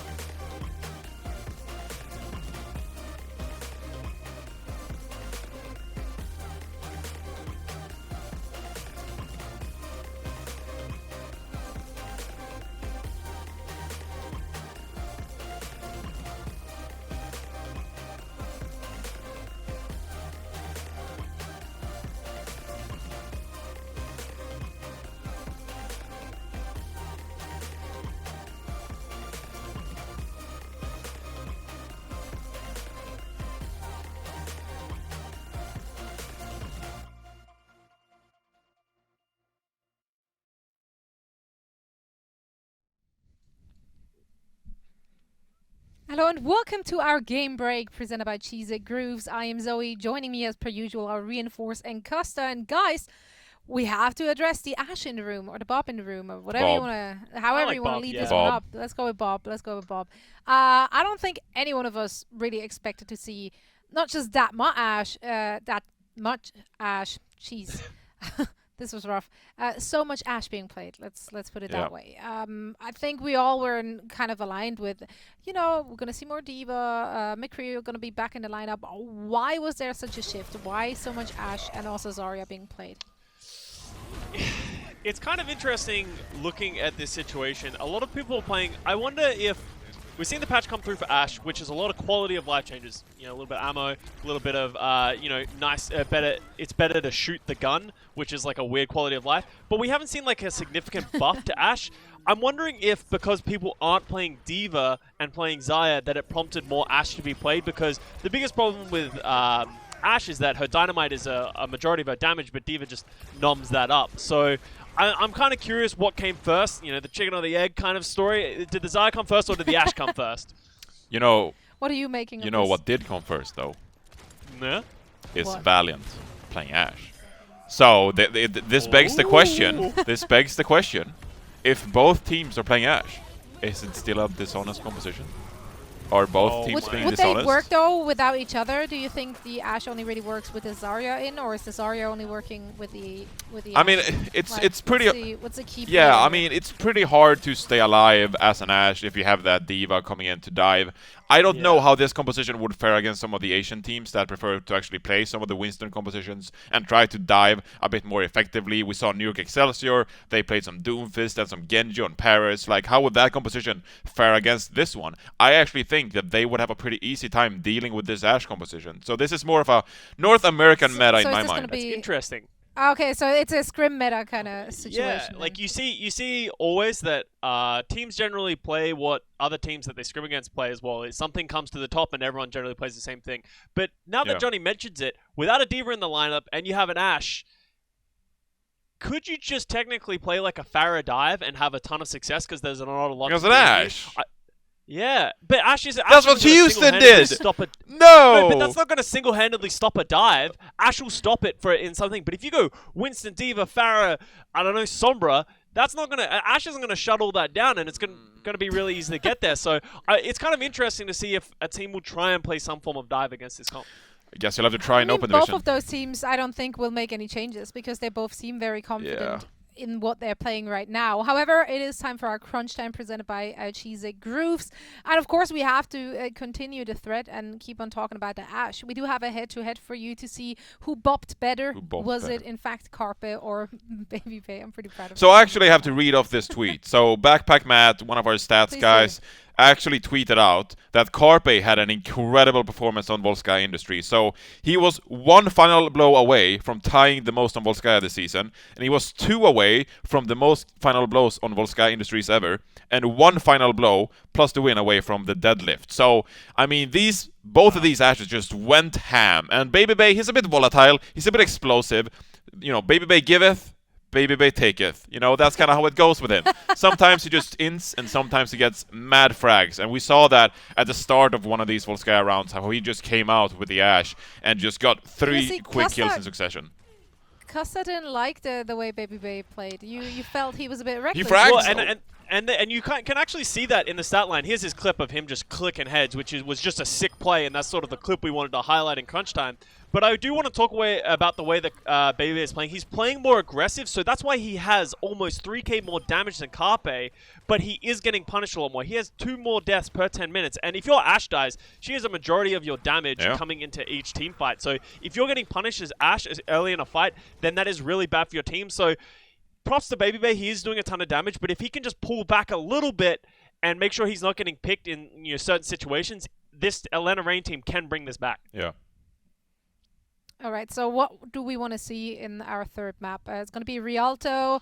You did mention Pharah. I don't hate Pharah on Rialto. Is this something you expect one team to play? I do have to say that we saw last time both of these teams faced off that Atlanta Reign actually brought it back and won 2 maps and brought it to a 5th map. And if they want to start that comeback, it starts on Rialto, because Rialto so far, one of Philadelphia's worst maps so far this season. They're not playing particularly well statistically on Rialto, so if Atlanta wants to mount a comeback, it starts on Rialto, and it's a good opportunity for them. I mean, considering we're playing first to 3, so yeah, it does start in You know, maybe they won't. Maybe they just like, That's true. Maybe they just won't. Kassa, do you have any faith in Atlanta? Going back to your point of, like, do you think... I don't think Pharah is in either of these teams, like, main wheelhouse. I think they're both thrive with this comp, with the Ashe. They both have incredible hit scan players. They have the Mei players. So I don't expect Pharah from these guys, but I'm interested in the future matches to see if it'll come out. All right. I think your mic just died on us. Hello, guys? I'm not sure. Oh, well. Can you hear me? We got Overwatch to play, so said something. I can hear you. They don't. But yeah, we got Overwatch. We do have Overwatch if we don't have Costa. So that's something, right? And that's what we're going to be returning to. So once again, we're sending it back for all the action to Joss and Hex for the second half of this game.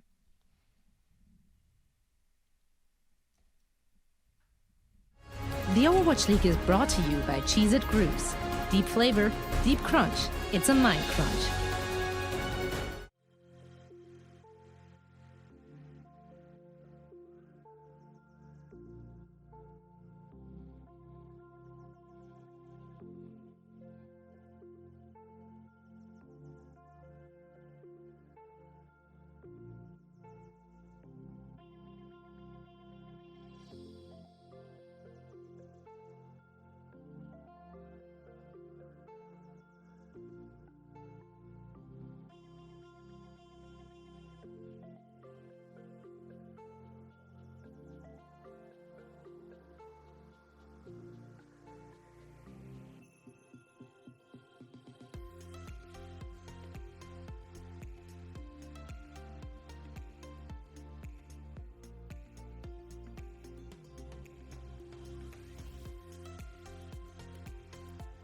At T-Mobile, when you Quibi with us, you get Quibi on us. This is entertainment made just for your phone.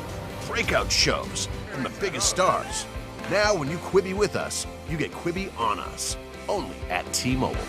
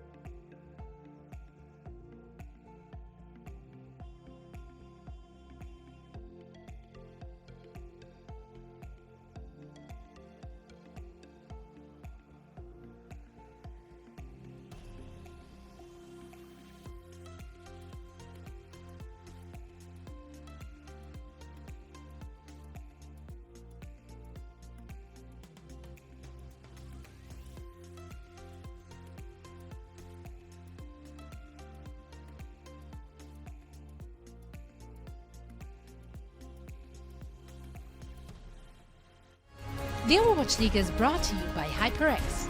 Unleash your style, unleash your fury with HyperX Fury Memory. And by Coca-Cola, the official refreshment of the Overwatch League.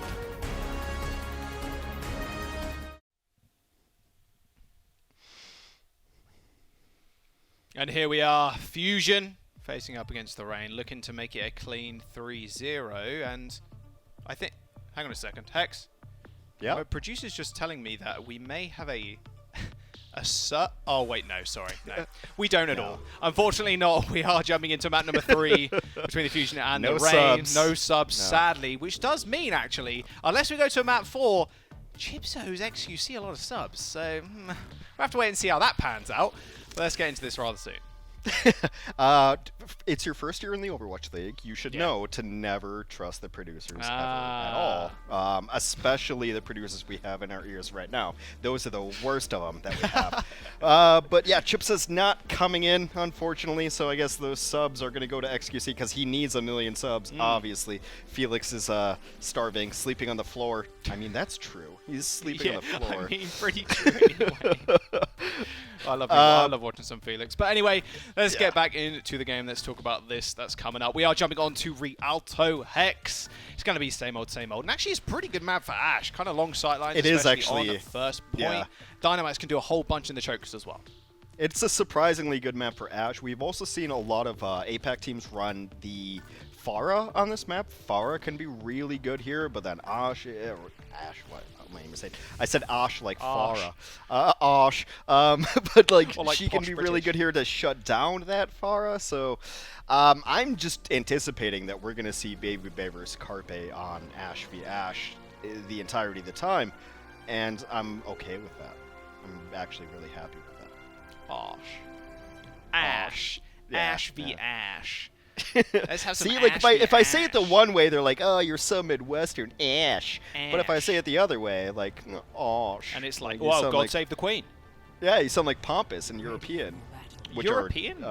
Yes, European and pompous are the same word. They're synonyms. Oh, okay. I don't know if the UK counts as Europe though. Well, like I guess not anymore. But I mean. I would say that's more posh English, but that's just me. Of course, the UK Mafia 2020 has kind of taken over, so you know. The accents come next. UK just UK just taking over stuff. That's new. What a surprise! We used to own half the world. Now we own this really small island. Well, that's sad to say, but that's just the way colonialism. it is. Anyway, a place you haven't taken over is Rialto, a beautiful, pristine part of Italy, I believe. And we'll see what both these teams want to run here on the way out. Doesn't seem like anything super out of the ordinary, but there's some more Ash. That's what we like to see. And here we go, Carpe on the flank. Yeah, he's looking for the Reddit Lucios. No, Master's up in the sky. Yeah, there you go, he spots him out. You can see the Sound Blaster shots as well, but he is going for the flank once again.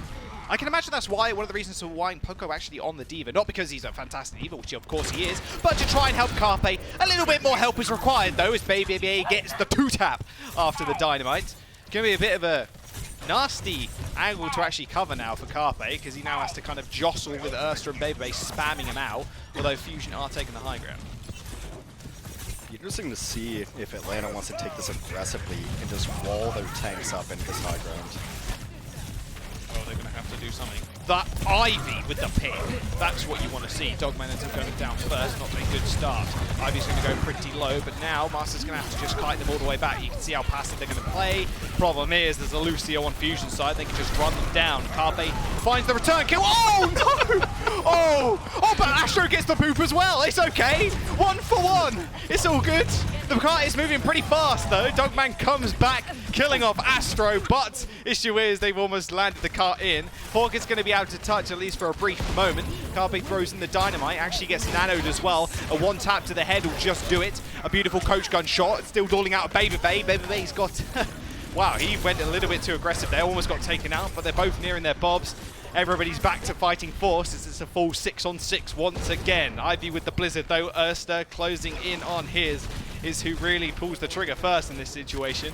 Popo does end up going purple as Bebe ends up going down. Carpe now 2-1 on Rialto with the kills. And he's got Bob available. Blizzard's going to come out. He's definitely going to wait for this one to run out. No one's really going down. This is a bit of a botched Blizzard. Maybe a botched grab as well. There you go. Beat's going to come through from Rain. They really want to hold on to this fight, Hex. But Fusion, without really any ults to begin with, they used Ivy's Blizzard, but that's about it. They're going to be able to secure this point. Yeah, it took a little bit too long, but one of the things, and I love Dogman, I really do. I think he's a really good player. I think he's died a lot first. And this not just this map, it goes back a couple of maps. He has been the first death a lot of the times. And even though Atlanta was able to pull that one back, it's much more difficult when you lose your Ana first like that. And it can't keep happening. It's happened like 3 times in a row the last several fights we've seen in this club. What is happening? A small house has been created in Rialto for using the 2 walls. Sado ends up getting out alive somehow. He had the nano on him, of course, so that damage resistance doing a whole lot of work. There's a Poker Bomb. Doesn't end up landing, unfortunately. Pokpo end up deflecting it with a shield, so he's going to be good, although the shield's not down, but it shouldn't matter too much. Sado ahead in ult charge. Pokemon did end up laying down the shadow up on the high ground, so he's going to have to be a little bit careful of that as Philadelphia Fusion ends up taking the high ground. Ivy has the Blizzard available too. It doesn't come through and the stairs continues. From the top rope, easiest thing to block, thank you very much, but that Blizzard's going to separate the entirety of the Rain. Popo still somehow alive, did get bio-grenaded in the back, so he was receiving a little bit more healing, but it's not to be underestimated. The damage coming out of the Fusion is just ridiculous as they do steamroll this payload forward. Ursta going into block form to block the car for just a teeny weeny bit of extra time. A beautiful eating grab as well by Poco. That should just be it. Even the Blizzard coming through. The Rain are just kind of crumbling right now. I gotta say, Hex, they're throwing in ults left, right, and center. And regardless of that grab being eaten or not, it didn't really feel like a useful one at all. They didn't really have the manpower to back it up. Yeah, like even before that grab was eaten, that was just like the cherry on top of what's been happening to Atlanta. They've been getting 0 value out of any of their ultimates, and yeah, they're just getting walked over. Maybe Bob comes in here, maybe a sound barrier, but overall, Carpe's Ash has been better, and Funny Astro's Lucio has been better. Good. There's the bomb. There's the Dynamite. That does a whole bunch of damage. Enemy Bob coming out as well. Carpe taking a lot of damage from the side, but takes out Masa regardless. Sleep on Carpe's Bob. Masa had ults. Well, you know, sometimes it happens. You get clicked from the head, you underestimate the damage. There's a nano on Buckbo. Problem is, he is naded, has to back off. Is going to get swung at. Wall was going to isolate him. And that will be Rain once again, kind of getting pummeled. As Fusion do continue their payload journey. 3 minutes on the clock. Payload nearing its destination. It's just Fury. There's no way for Atlanta to use their ultimates because they come online and they die immediately. They never have a plan. They never have a chance to come in. And it's just chaos. Here's the sound barrier. Pogbo didn't get the sound barrier at all. The Blizzard's going to isolate them all as well. Oh my word. Well, Fusion didn't need their secret weapon in chips if it was going to be this easy. And I must say, Atlanta Reign, like you said, Ult's not really getting much value throughout this entire map. I really like it from Philadelphia though too. They just never let Atlanta be comfortable and reset up. Even when there were fights where it ended up being like 4v4, Philadelphia was always pressing the issue. They were always being aggressive. So Atlanta just, I can't even imagine what the comms were like for Atlanta. Like, I've Alta, I'm dead. And like that's just constantly, they just got pushed on. There was never a second of respite for the Atlanta Reign. And Philadelphia just rolled on into it. And they are a single defense away from sweeping the Atlanta Reign and making sure that they have never lost to Atlanta before. Man, what a record to have as well.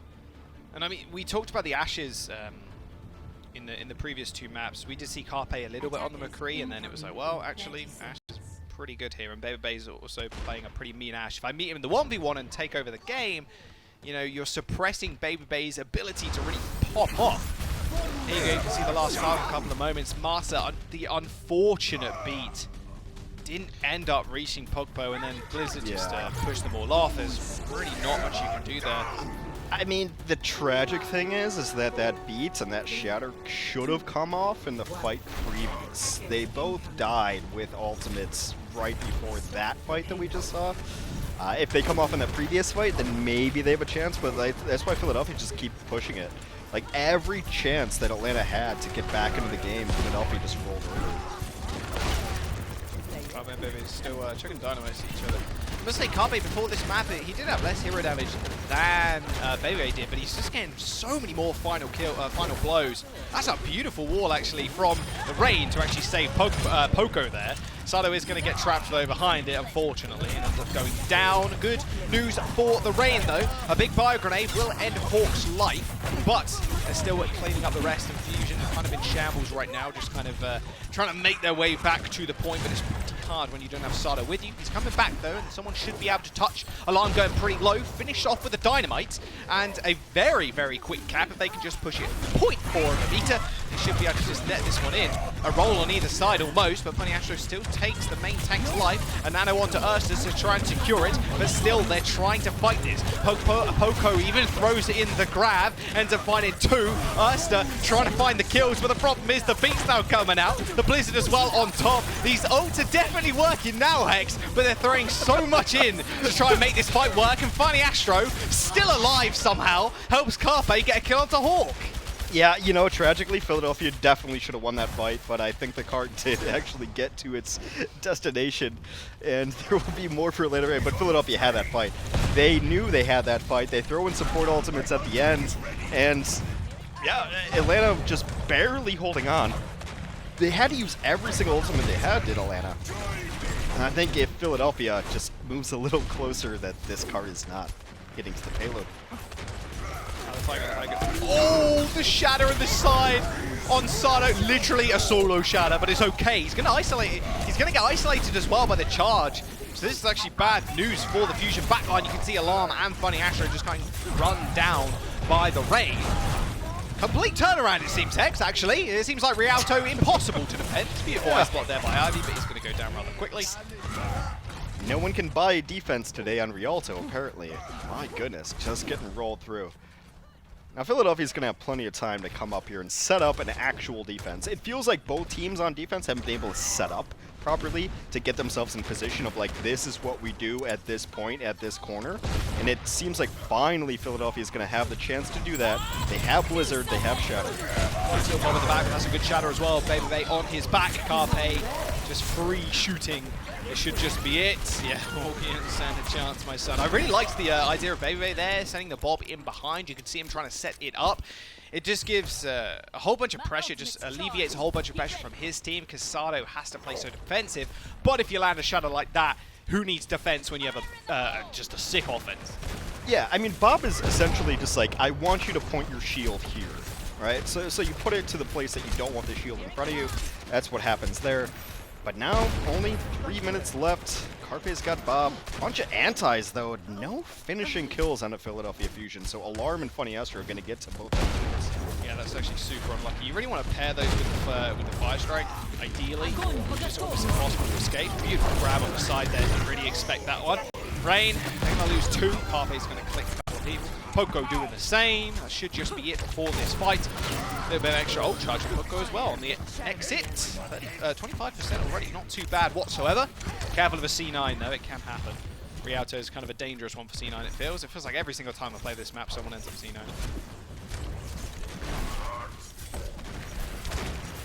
I think it's a smart nano from Alarm.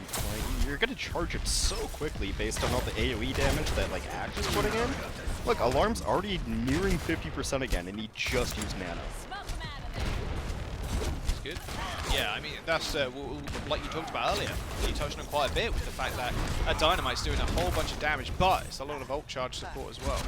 For this ult charge for the supports even. Just like a quick pause. Oh, they're ready again. We're good? Yeah, Poco, we good? Are we? I think so. Poco said R, so maybe. Oh, he said P, and then he said NV, like never mind. Okay, they're good. You good? We're good. Good. All good. Yeah. Rain good? Sweet. Rain are good. Okay. Pogpo and Poco just coordinating the teams. We should be getting back into this rather shortly. Just a very, very brief pause. Yeah. Nothing really Our wonderful admin B is on the case. Yeah. God, her sneaker game is on point. Good at that. And I don't even really care about sneakers, but her sneaker game's on point. Something I aspire to be after moving to LA. I don't want to spend everyone in LA has to have a sneaker game. Yeah, exactly. That's now one less tanks. Grab though, just sticking to it. But Astro in the back gets solo blizzard. He gets the beat off just in time though. Manages to keep himself alive as well with the help of Alarm. Not for long as Pokpo does end up charging straight into him and killing off Alarm as well.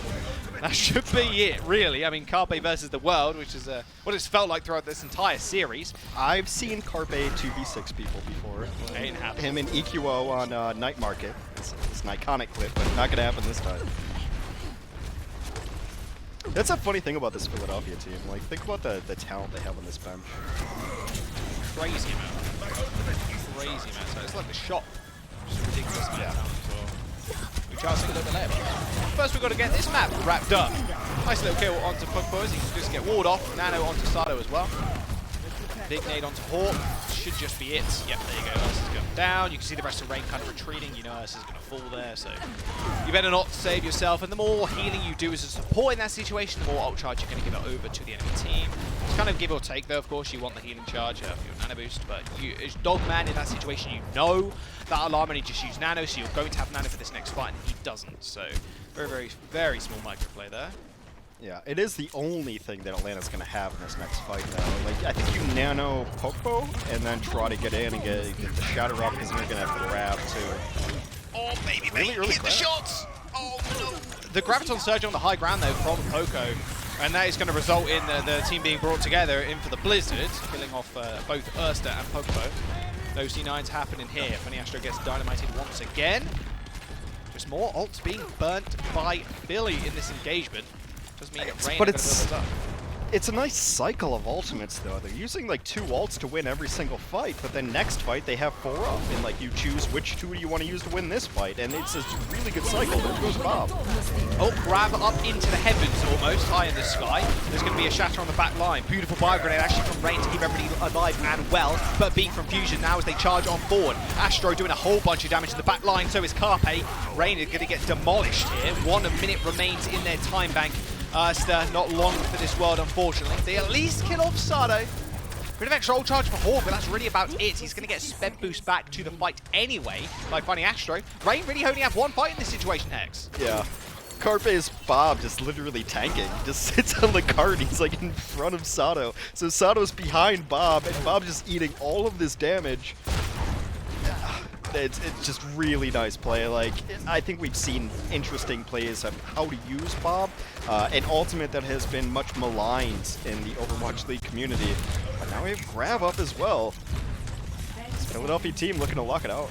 Yeah, no 7th player unfortunately, no box available. Nano onto Poco as he charges on forwards. He's going to get taken a whole bunch of damage, but that beat is going to seal the deal for his life. And that, well, the payload is goodbye. Goodbye, payload. Goodbye, team. Everybody pushed away, too scared, unfortunately. And that Blizzard as well isolated the rest of Fusion, so that was a very, very clean push for Rain. A bit anticlimactic there, as the Rain just push it all the way through the ends. The time banks are disparate, though. There's 3:37 in the clock for the Philadelphia Fusion, only 1 minute on the clock for the Atlanta Rain. Rialto, I'd say that's 3 pushes to 1 push for Atlanta. And, yeah. So we'll see how this one all shakes out, but I don't know what you think, but like this series has just felt like it's Philadelphia's. It's never really felt like Atlanta has a chance here. It's sparks of brilliance, I think, from the Rain side, but it has been from Baby Bay. I mean, we talked about it a little bit ago, but Dogman, he's been taken out first, especially on this first point a couple of times. We saw it even the other week, and he did explain it on his stream. When you jump with BAP, when you use your moon boots, and you jump up into the skies, if you do wiggle your mouse and go a little bit crazy, you know, turn your DP up to 20k, your head hitbox is pretty hard to hit.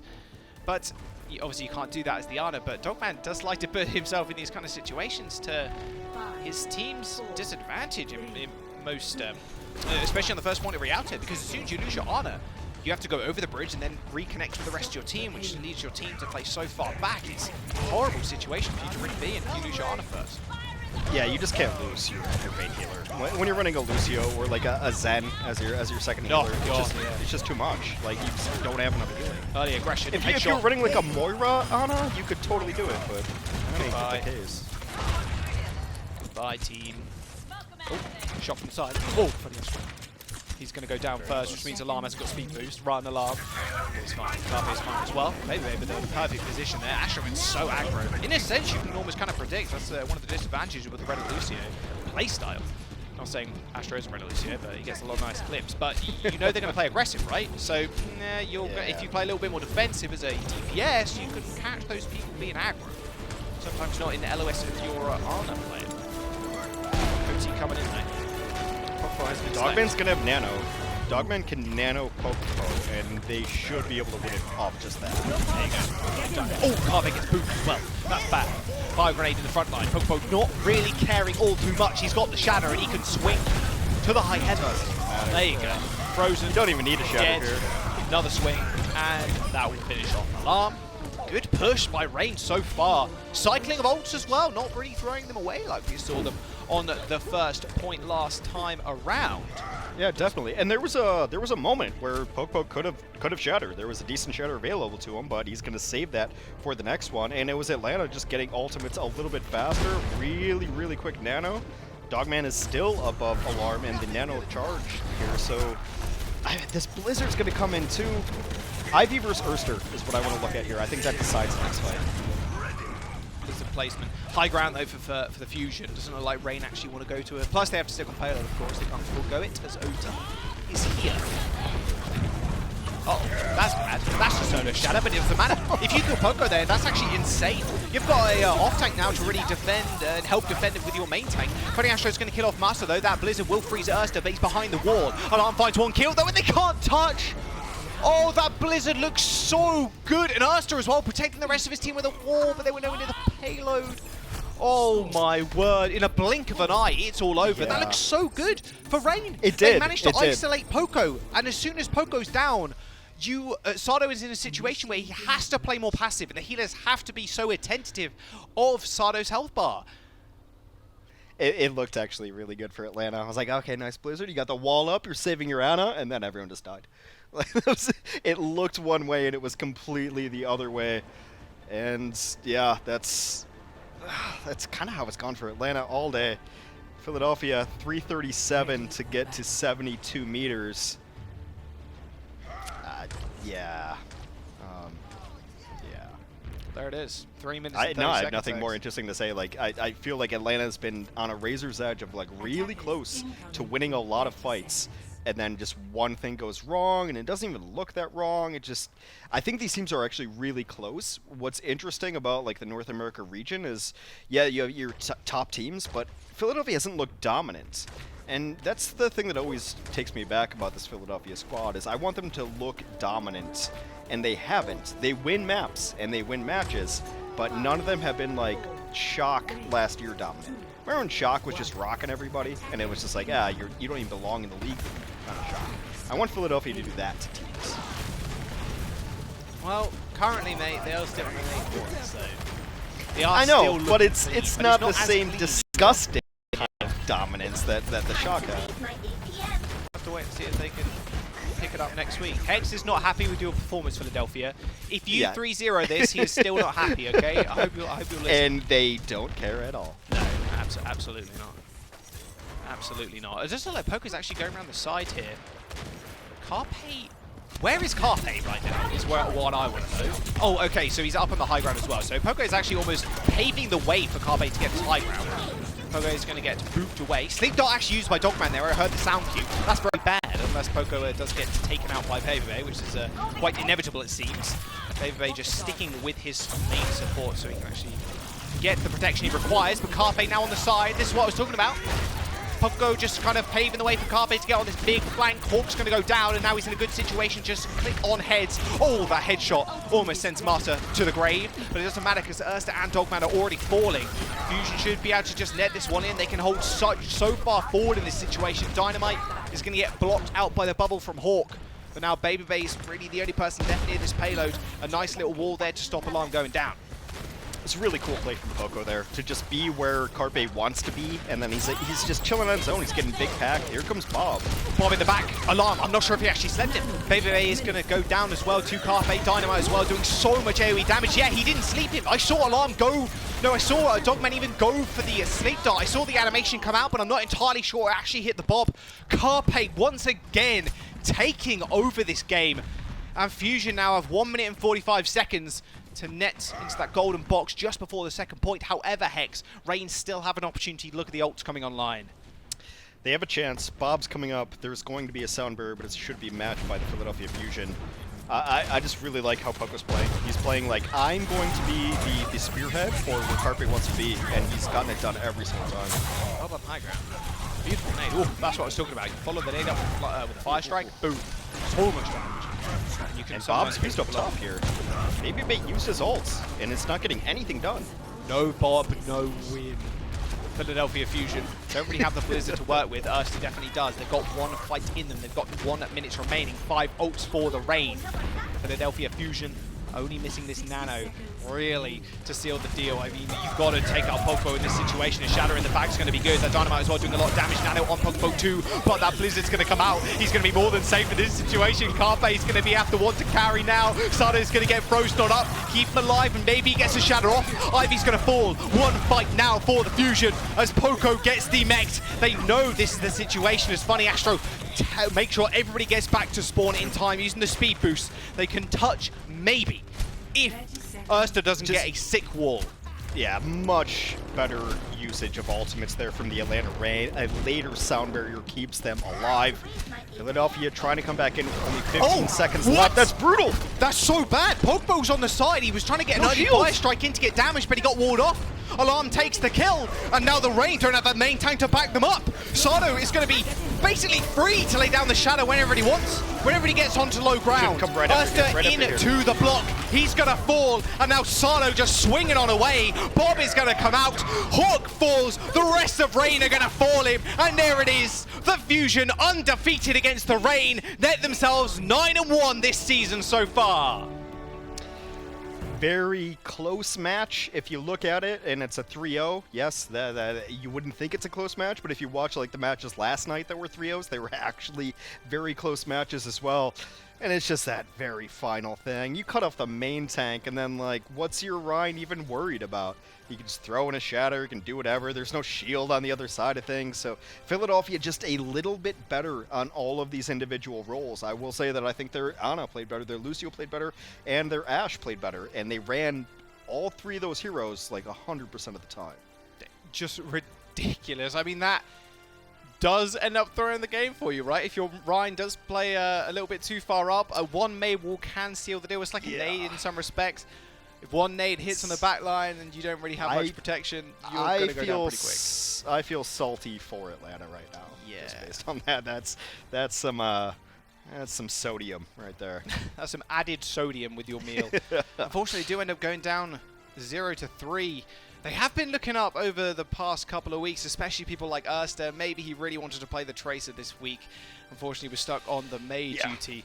I gotta say though, Carpe and Baby Bay, that is a duel for the ages. I mean, it definitely looked Fusion's way majority of the time, I must say, but the Baby Bay Carpe duel was just so sick. No, I'm definitely gonna go look at that replay viewer and just see how they're playing Ashe, how that one is going. But yeah, you mentioned it, like Atlanta's a good team. So for Philadelphia to do that to Atlanta says a lot about that. I think Atlanta is close to Philadelphia. Maybe when we get to like playoffs and whatnot, they could come up against them, because that one was not a 3-0 in the traditional sense. It felt a lot closer than 3-0, but it did feel like Philadelphia was always just a little bit better. Well, one person's stats I've always wanted to check in on is, well, it's going to be Chips. Let's bring his Doomfist stats up in the league so far, Hex. We could break this down for hours. I think there's so much data here that it'll be hard to actually pinpoint where his strengths and weaknesses are. I'm going to be honest. A couple of zeros on the screen, of course, but yeah, I don't even have it on my screen, but I know it's a bunch of zeros, or how would you British say a bunch of noughts? A bunch of what? Naught? Yeah, naught. No, we say I say zero. I'm not sure if naught is that British. What's the tennis term? Something love, like love. Isn't that 0-0? We're not getting into this right now. This is down a rabbit hole we cannot venture into. We don't have that much time. Let's have a look at our Xfinity player of the match, though. It is going to be Alarm on the Ana. Surprise, surprise. His nades were sick, and his ability as well to keep this front line alive is just unbelievable. Like you said before, Hex, you're Rookie of the Year. Alarm is just an absolute crazy individual. He was playing on the Fusion Academy roster, of course, and there was no surprise he was going to get brought up to the Philly main squad alongside Funny Astro. His prowess on support is just ridiculous, and I hope we get to see a Zen meta again soon, because his Zen is also so clean, which he really made his name on back in Contenders playing in GOAT. But I think like it just enables the rest of the team to do what they want to do, right? Like I've gone on record of saying like I don't think Sato is as good as a lot of people do, but I think he's good with the support line they have now. You talk about like Alarm, even like on his BAP early in the year, like his Baptiste was really good. It makes Sato play a little bit differently, and this team can play the style that they want without dying. And look, they had good supports last year, but I think the supports they have right now are straight up upgrades, which is why they're playing. And yeah, you could give it to Alarm as player of the game, like pretty much any match he plays it. It keeps people alive, and he's just really, really good at it. Yeah, plus he has a sick-looking haircut. Mr. CEO of Ass. I remember seeing him and Astro next to him. Astro also had a clean haircut going on, but he definitely looked like Alarm's apprentice in some of the home stats. It was actually the funniest image I've ever seen. I mean, Alarm, like I said before, he made his name in GOATs on the Zenyatta. He's been around for a fairly long time in Overwatch at this point. Definitely a Rookie of the Year contender. And there's been so many good supports that have come up to the Overwatch League. Lee Jae-gong, Gangnam Jin, Alarm. Yeah. There's so much talent this year. It's kind of hard to pick out a rookie almost. I feel like everyone has upgraded their flex support position. Like every team in the league has upgraded their flex supports. Well, it looks like we've got an interview. We're going to jump over to Zoe. She's got Poco on the line. Thank you so much, Joss and Hex. Yeah, and I do echo your sentiment. Alarm does have very, very splendid hair. Now I have Poco joining me. Thank you so much and congratulations. Thank you. Right on. So first off, I need a bit of a justification / explanation from you. We were all wondering why we're seeing so much Ashe being played. Can you maybe walk us through the thought process of this composition and why Ashe is being played over McCree? I actually have no idea because I think Macri is still really good. But I think the DPS player wanna kick some heads, so Ash is pretty good. Alright. Yeah, actually the Dynamite is really strong because there is no Diva, so Dynamite is doing a lot. That's why. Well. Alright, so as we just mentioning, there is no Diva. We did see you, unlike Hog, you actually did switch back and forth between the Diva and the Zarya.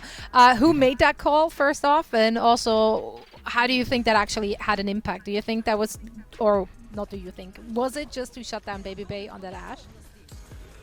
So that was like a coaching decision, obviously. So the strategy behind it was if they have a Mei, you go Diva, and your role is to go for the Ana and the Ashe.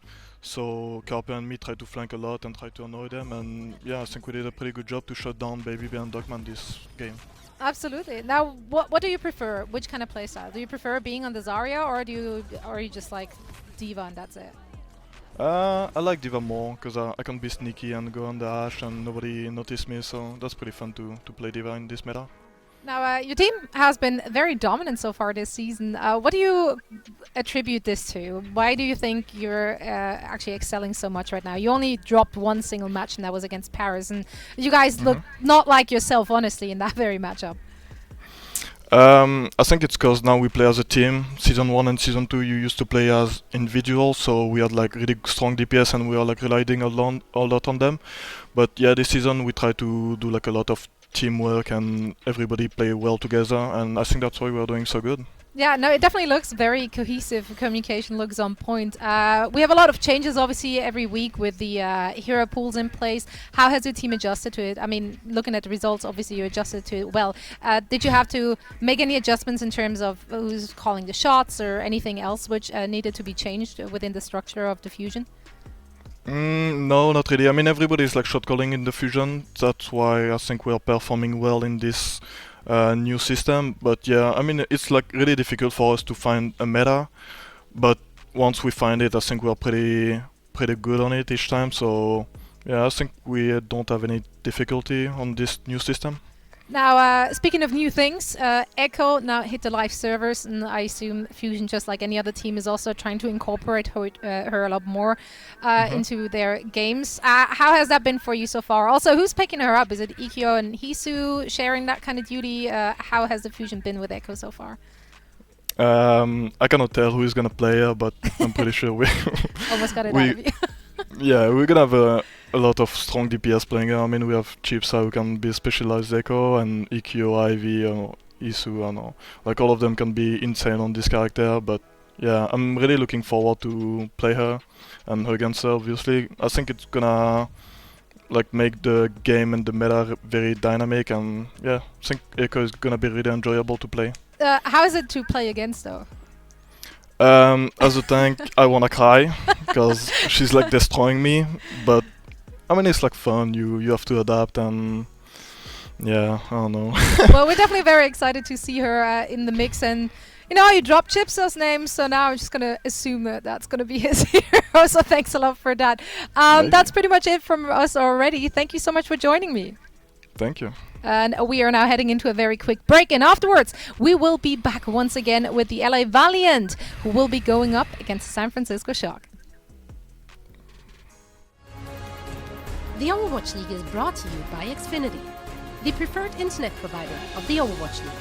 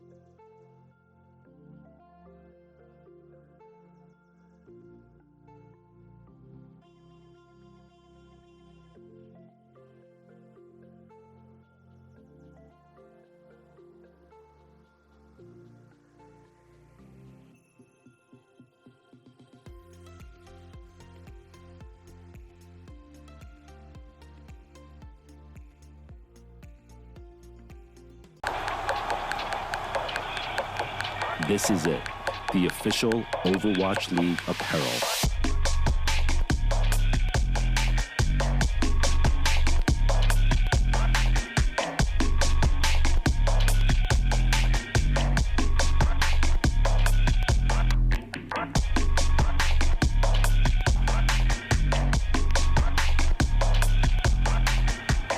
Designed by Staple, engineered for gamers.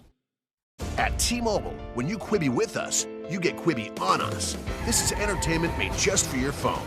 Breakout shows from the biggest stars. Now, when you Quibi with us, you get Quibi on us. Only at T-Mobile.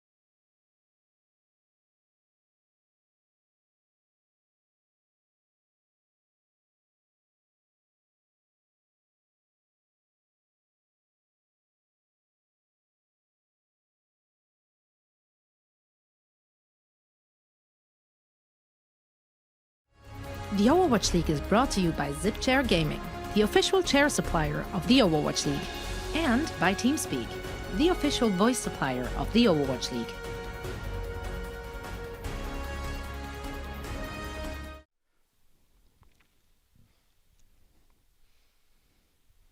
Welcome back, guys. This is Shock facing up against the Valiant California Cup Hex. We're about to get into map number 1, which is going to be Ilios. Yeah, California Cup. San Francisco has looked somewhat shaky, I'd say, this year, just because we're so used to them looking really good. The Valiant, I believe, have probably overperformed in some of their matches, but you would have to go into this thinking that San Francisco is the favorite NorCal versus SoCal. And yeah, San Francisco looking to reclaim their championship form here, and I'm just looking at the rosters, and it's always fun to look at the San Francisco roster because you're like, oh yeah, that guy's an all-star, that guy's an all-star. Who's on the bench? A bunch of all-stars. But they're gonna start Striker and Rascal today as DPS. Super and Choi Ho-bin will be the tank line, and Violet and Moth will be playing the supports. And it's always surprising when you see San Francisco because they have a ton of players at every spot. Yeah, who's playing support today? Is it going to be one of the DPS players? Well, I don't know. We'll have to find out. Like, no, Architect is not playing support today. Yeah, it's one of the best things about it. It's just like, well, who are they going to play? Well, they have flexibility to play everything, so I think normally it's you're good at everything, but you're not a master of one thing. But Shock have masters in pretty much everything, and that is kind of an issue for a lot of teams, I think. They, like you said, they have definitely been looking a bit shaky, but if they need a Widow player, they can play the Unsung Sniper, for example. They need, obviously their sick backline, Moth, of course, but they can also play people like Rascal in support line. They can play Architect in support line. They can play Violet, of course. They've got everybody on their team has just such an incredible skill set that it just fits together like a perfect puzzle, and it's just up to Krusty in the back deciding, okay, so where are we? Okay, so we're playing this today, this day, this day. It's like a big puzzle that always fits together regardless of what pieces are thrown in. It's just not fair when your backup DPS is a guy with like tattoos on his hands. Like, that's scary. That's frightening to me. Is that scary? Like, yeah, a little bit, yeah. Like, you're gonna bring in this guy who's just all tatted up and he's ready to roll. Like, yeah, tatted up, pretty jacked, and has a good Widow player. Also, he has shown that he can just click heads. Yeah, exactly. Someone who can click heads though, Hex. KSP on the Valiant side. Oddly enough, KSF is not going to be playing either. He's going to be teamed up with Shax. Gig McGravy will be the tank line. Lastro Rain will be the support line for this Los Angeles Valiant. The Los Angeles Valiant, no slouches on the DPS themselves. So you could see that, especially going to Ilios, man. Like, how much do I have to beg to just get like this Widow v Widow on Ruins? Yeah, I just want that. 100%. KSP actually accounts for like 30% of the final blows for the Valiant this season, which is just an absurd number. Just under 1/3 of your team's final blows are KSP. And that is definitely inflated ever so slightly because he plays Widow, and Widow can obviously one-shot supports, one-shot a lot of the DPS as well, but still it's a crazy number. I mean, I was hoping to see Arns in the DPS lineup for San Francisco Shock, because when I saw the map pools, I was like you just said, Ilios, I want to see Widow versus Widow. Yeah. But unfortunately, we're not going to see that. But we are going to see Shax, who is also an absolute nut. It's kind of interesting, Striker and Rascal in this lineup for San Francisco, too. Because when I say Striker, I automatically assume it's going to be some Tracer play. But obviously can't play Tracer. And Rascal, he can just play anything. So maybe Rascal on the Ana, and if anything that we've seen today holds true, then maybe Striker on Ashe? I've seen a lot of Ana Ashe today. Yeah, but we heard Poco say, like, hey, I don't know, maybe they just want to click heads, you know, because it does come back to the fact it's more satisfying, for sure, yeah. Definitely. But Kree is satisfying in itself, plus... Yeah, Striker is flashbang. a legitimate McCree. Exactly. And a close it's funny, just because, like, Striker's legitimate everything, and he was just, like, sitting bench for San Francisco for so long. Maybe we'll play. I don't know, bro. We'll see. We'll see if we want Honestly, to put you in. Wouldn't surprise me for Striker to play the Bastion there, but he switches. Rascal on the Fire makes a ton of sense, too. I mean, Rascal on the Baptiste would make sense, but Violet's going to pick up that role, too. Well, this San Francisco team is just so fun to watch, like, what they roll out lineup-wise. Oh, this is so hot. Like, think about the backline of the Valiant right now when you look at this San Francisco Shock lineup. Martha's obviously going to switch over to the Mercy after the speed boost out the door. Super's going to jump in on people. You got Choi, of course, and then Rascal just destroying the backline too. It's going to be rather horrible, although KSP is going to be on the Kree, so Rascal at least has one thing to worry about. Yeah, I'm not sure what Shax is going to get done here. I would go it's double just not a composition that Reaper is going to just roll in on. I mean, you are looking at Shock now just kind of forcing Valiant into cover. Like you said, Shax isn't really going to do much. There's a lot of mobility. Maybe they're looking to go for Violet. Immortality Field has been used. It is going to get taken down by McGravy. Rascal taking a fair bit of damage too. Point unlocks. And Shock happily actually almost securing it there, but a double direct. KSP instantly goes down. And that is your main tool really now to deal with the Farah. So Rascal can get... And he can actually play a little bit of backup to the rest of his team too, because Rascal's not going to be in any danger. Point does get capped. Super diving on in, and that was a very sad charge by Gig. Oh, Super doing it to him. Well, Super is, you know, one of our favorites, Mr. Delisi, just getting the early BM. You see the Roll Stars icon next to his name is because he's one of the best main tanks in the entire game. But KSP, like, knew where that far was, and he just went through and just got dunked on anyway, so I would have liked to see him back up a little bit. Obviously, we see Shax get off of the Reaper going onto the Sombra instead, try to get some hacks, try to get, like, anything going. The Reaper just wasn't hit. Gig just spent so much... Yeah, he's going to die as well. Like, he got halted, not halted, but he got stopped there by the D.Va mech. They do get a D.Va... Speaking of D.Va mech, Stroven does get mech'd, unfortunately. But Rascal's going to be able to push the rest of Valiant away. KSP takes care of Choyobin, but McGravy's going to fall down as well. So both teams now lacking a D.Va. Now it is Rascal versus KSP. I say Rascal versus KSP. It's actually a 2v1. KSP's going to have to get hard-pocketed by Lastro at this point to keep himself alive. High Noon available too, but still so worried about if you're the Valiant. And he does get hard-pocketed too, and like Rascal had that, but he missed 2 rockets during that initial engagement, and now KSP's alive, takes him out. Let this lad aim. There's going to be a Deadeye onto Super's sleeping corpse. He does find the D-Mech onto Choi as well. That's who you want in Nano, really. Rascal's going to come back with a barrage, but still Valiant haven't taken the point. A lot of time now burning up, and Rascal comes back. A little bit of revenge on KSP. Barrage on top as well. Gig for Gravy down. Sleep onto the Farah. Doesn't matter in the end. A Shock should just be able to take this one rather cleanly. There's going to be an EMP. Didn't get too many people, not going to lie, but that was it. Last ditch attempt, 99%. There's going to be one person touching. It's going to be Rain. He's going to get taken out. Even a window high up in the sky Violet and Rascal kind of hugging each other, using it as well. And Valiant are just cleared on out. This self-destruct has to be absolutely massive. It doesn't get much. And this is going to be the cleanup now for the Shock as they take the well. Yeah, very late EMP. You might want to call it an EMP. It did absolutely nothing. Okay, he hit the combo, but he died immediately to it. Just not enough. Not enough done from Shax, really. Like, he switched. He didn't really get hacks. He didn't really get anything going. And really, Striker and Rascal. And Rascal had a couple misplays, too, and they still were able to dominate. Rascal missed 2 rockets, which was the only opening that KSP ever had. Rascal ended up shooting, like, the roof twice and just missed it, but even with those small things, the Valiant were just not getting enough value out of their DPS. We'll see what Shax ends up playing here. It's not out of the realm possibility you would see a Symmetra, but you would imagine he goes to something different. Shax was known as a Tracer god as well, bearing in mind, of course, Tracers. Not in the pool. Not in the pool this week, not with Echo either, unfortunately. I would have loved to see some Echo. No lie, no lie.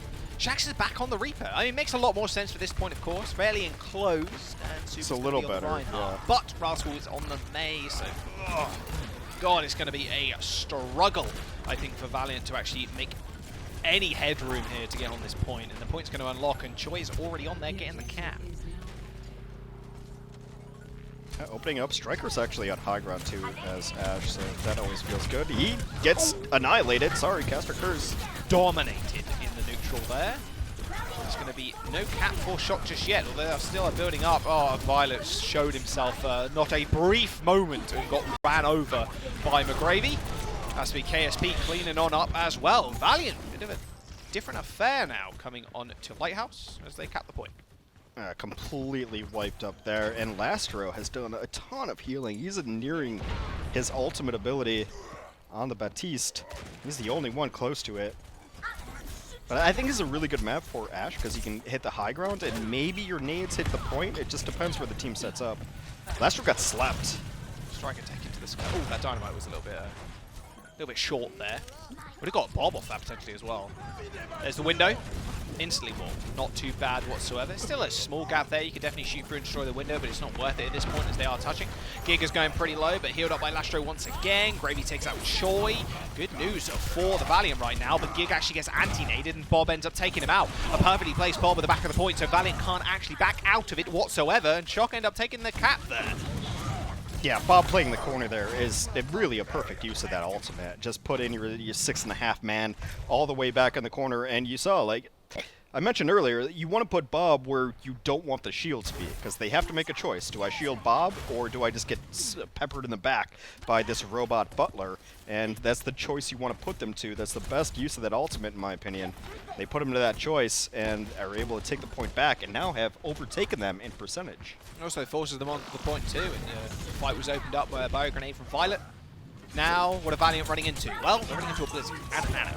Pretty scary, I must say. The team in blue, KSP with the Deadeye. Doesn't quite find too much apart from a little bit of shield damage. McGravy trying to duel out on the point. Has it self-destruct, but the Nano is already out on the main tank. I think Shatter could come out potentially, but he just wants to play around that Immortality build to start off with. McGravy bomb doesn't quite find much, but Violet ends up going down. Chats with the TP behind you. Nothing personal, kid.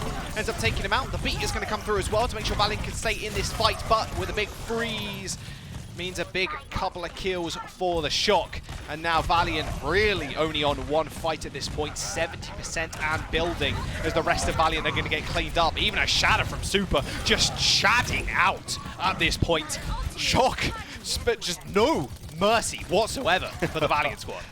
It was actually super close. It was such a weird fight over in that pack room where Super was in, he was swinging away. It took him 4 swings to kill a frozen target, and then there's 2 people left there. I was wondering when that Shatter was going to come out. He shatters just to save himself, shatters and then keeps himself alive. Oh, what a chat. Deadeye on the side. Oh, Shax takes it down. Rascal playing defensive this time to make sure Violet doesn't go down first up. Gig with a Shatter has to beat out Super's shield is the problem. Bob was on the point doing a whole bunch of damage, and like you were saying, Gig has to play a dangerous game now. In fact, have to make himself not known on the point and actually gets naded by Violet. Moth finds the boop, almost killing off McGravy, and that forces him to then back off the point too. OT's going to tick through, and there it is. Shock in a blink of an eye. Almost an anticlimactic fight at the end of it all. My goodness, a quick and clean 2-0 on Helios. Yeah, I mean, I feel like Bob should just be called turn someone's shield away, because if you put him against a Reinhardt, he has to make the choice, and you never really want to be shooting from the same spot that Bob does. It's a little bit like the Torb turret, right? You always want to cover an off angle so that they have to pay attention to it. Let's swallow up resources, let's make them do something else, and Bob is the ultimate make them do something else that they don't want to be doing kind of hero. Perfect positioning twice there from Striker's ultimate. Not quite as catchy, I don't think, of his name as just Bob, the single syllable, rather than about 20. But, you know. Yeah, but, you know, I'm working on it. We're going to jump to a quick break, guys. Do not go anywhere. Map number 2 coming up soon. We'll see if Valiant can bounce back.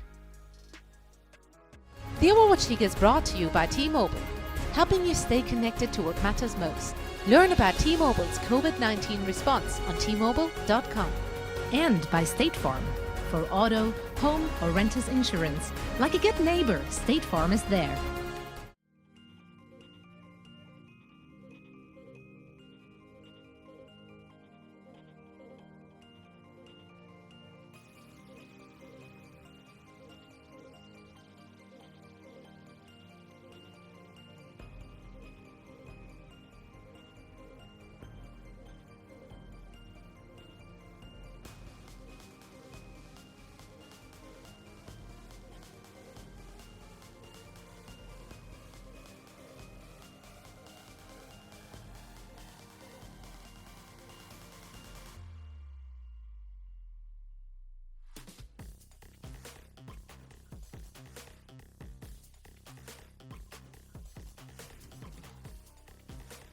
At T-Mobile, when you Quibi with us, you get Quibi on us. This is entertainment made just for your phone.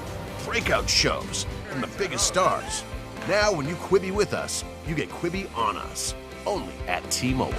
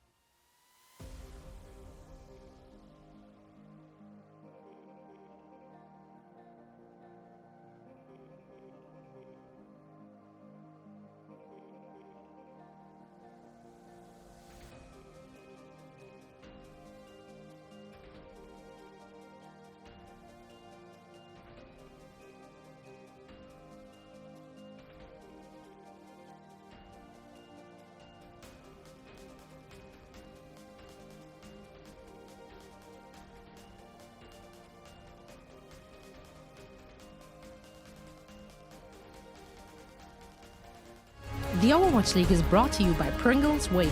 Big crunch, big flavor. And by ZipChair Gaming, the official chair supplier of the Overwatch League.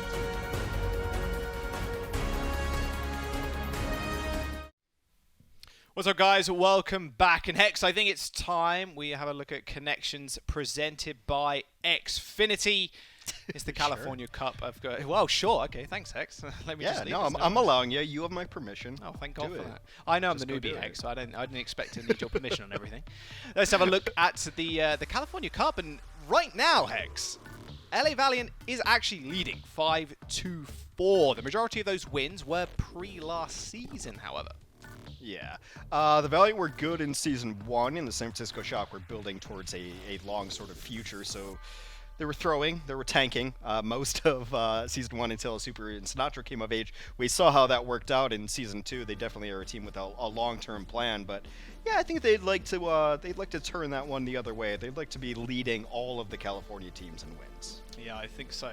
And I will say one thing, especially in this season, 2020, Valiant and the Shock are still one apiece. In this match, not looking as hot. 3-1 for Valiant in week number 8. Shock taking the dub in week 9. Shock looking rather crispy clean. They didn't look so good at the start of the season at all, but coming into their own, especially in these later weeks, has been just their bread and butter. Maybe just a little bit of settling in when it came to hero pools.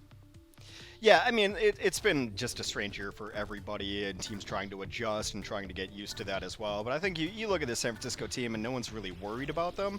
they had a rough couple weeks, but then you just look at the roster, you look at everything, and like it doesn't matter what hero pools are banned and what aren't. They have tank depth, they have support depth, they have DPS depth. Like whoever needs to come in and play anything, and then you have like the Swiss Army knife and Rascal of like, oh, is there a brand new hero class created that's completely different than anything else? Yeah, Rascal will be fine on it. Like, you know, you just don't have to worry about it.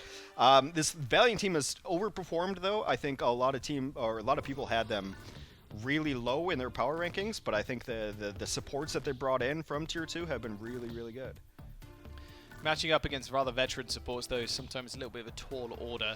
Still, Helios did look fairly one-sided, but Valiant can still come back into the game. We're going to jump onto our next map. It's going to be Hanamura, a favorite of mine. Although Assault can be rather painful, Hanamura is definitely one of my favorite maps when it comes to this. You just made so many enemies. I like Hanamura's Assault because I think it's pretty. No, I like Hanamura. That's what I said. I like Hanamura. I just think Assault's kind of painful sometimes. Assault's always painful, especially if you're offense. Like yes. you have to be perfect on it. This is one of those maps, though, like of Assault maps. This one feels especially brutal. I think it's the lowest point total in the Overwatch League. Maybe one of our stats guys can correct me if I'm wrong, which I often am. But a lot of teams don't complete this one. It's not like Volskaya, where you're getting like 6v6 score lines, right? Hanamura, it's so hard to get into last point. Last point is so big that you have to use ultimates like just to get through the doorway, and then you're just hoping that someone can 1v3 and carry your squad. But it is very pretty. I like the cherry blossoms. It's very nice.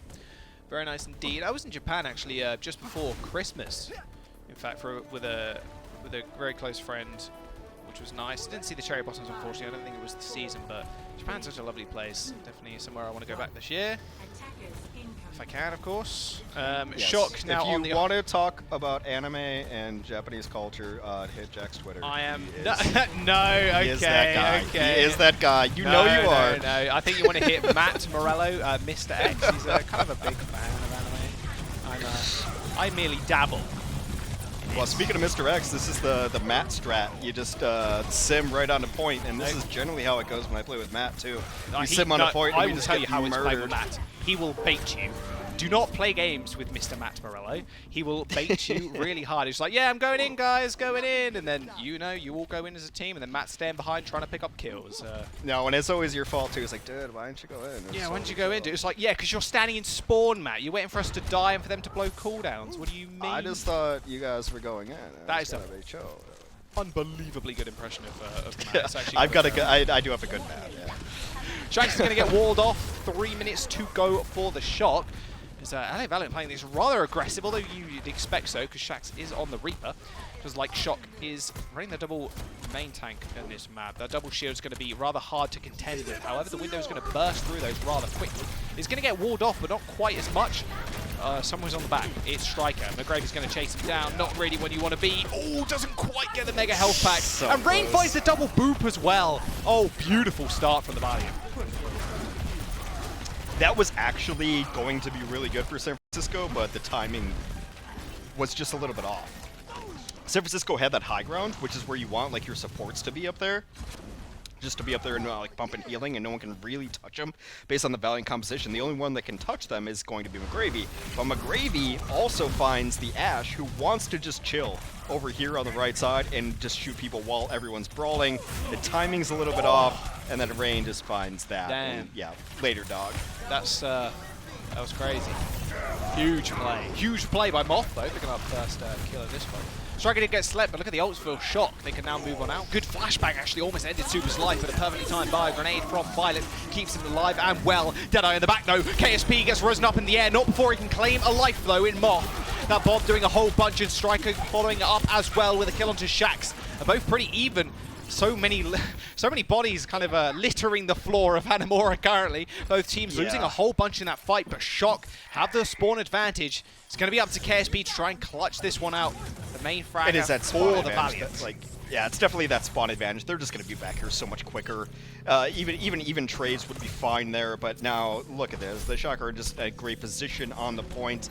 It is a long walk back from the Valiant, but they're gonna push it. Yeah, they got the beat in. Shaq's going to unleash the Death Blossom as well. Does get stunned up as Gig finds the Pillar to Joy. Not quite enough damage though. Super received the Nano. Cleaves on through. Shax and Gig in the wrong place at the wrong time. And the Valiant are going to go down. The first point is going to get capped, although they did forego at least 3 minutes on that first point. Not too bad at all. I'd say that's a very big win for the Valiant, especially how Ilios went. Yeah, it's not terrible. I don't love the last recontest, but the Valiant are going to be in a decent spot. Defender's advantage is just enormous on Hanamura. The Shock don't have much to be able to push in with if they want to be aggressive. Like, you don't really see aggressive barriers, but this would be the one time because no one else really has anything. Oh, that's a big dynamite. A lot of damage. Oscar's on the side there is pretty nice, although Beats is going to come through, as well as that self-destruct on top. Last couple of kills. Moth is actually on the side, just doing a lot of damage, by the way. Choi Urban ends up killing up 2 people, and now they can just jump onto the point. And now this is where the double shield really comes into its own when they have to try and recontest this, because the shadow is going to come out from Gig, sure, but you have to contend with 2 shields and a bomb, and potentially a window as well. Oh my lord. Well, bye Gig. And there it is. Gig just got deleted. I was hoping maybe Astro there ended up getting window, but 90% unfortunately didn't quite tick over. Gig got destroyed, and not even the Wrecking Ball could make it back to the point on time. Rather, I'd say pretty disappointing first start for the Shock, getting onto first with only 60 seconds remaining, but they made up for it in the second point. 2 minutes and 53 on Hanamura. Yeah. Not too bad at all. Moth is like the most support player ever, because you never really notice him, and he's always kind of like, he's not flashy really, but he's a championship Lucio. He's always where his team needs. I just feel like Moth just like whispers calls, like he's like, hey guys, go in, we have barrier, and like just crushes it. Like Grant is one of the best Lucios we have in the league, but he's just not that same kind of like FD God, IDK, flashy go after you Lucio. But if I wanted to make sure I was always alive, I would put Moth on my team. It's a really nice barrier to open things up, and like I said, you don't really open with barrier too often. It's a reactionary ult, but he had the count, and he had it knowing that he was going to be able to do that barrier when no one else had an ult.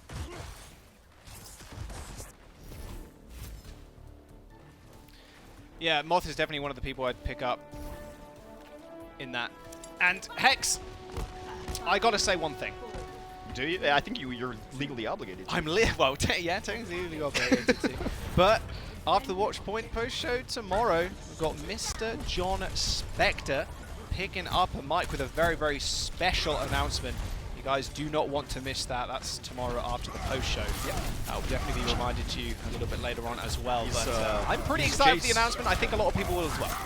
He's JSpecs on Reddit, so send all your complaints that way, not my user account, please. But yeah. Hex, why haven't you nerfed May yet, huh? Oh my goodness. I thought you were in control of the numbers. Any of that. I'm barely in control of my own life, nonetheless, the Overwatch balance meta. Same. I thought it would be in control considering I'm indoors all the time, but no, apparently not. I can only take care of my fish, not myself. Right, Shock have made themselves rather known in the front gates. Did have to pull back a little bit there as Shax does end up finding the kill onto Striker. A nice little flank. Valiant now pushing on in. 1 DPS falling means KSP has basically free reign over this point with the Hangzhou. Rascal's going to have to do something rather special. Striker's going to be able to TP back though. He has jumped over to the Reaper, but it's going to be too little too late if Valiant have anything to say about it. They do end up finding the charge and a beautiful pin from Gig all the way downtown. Thank you very much.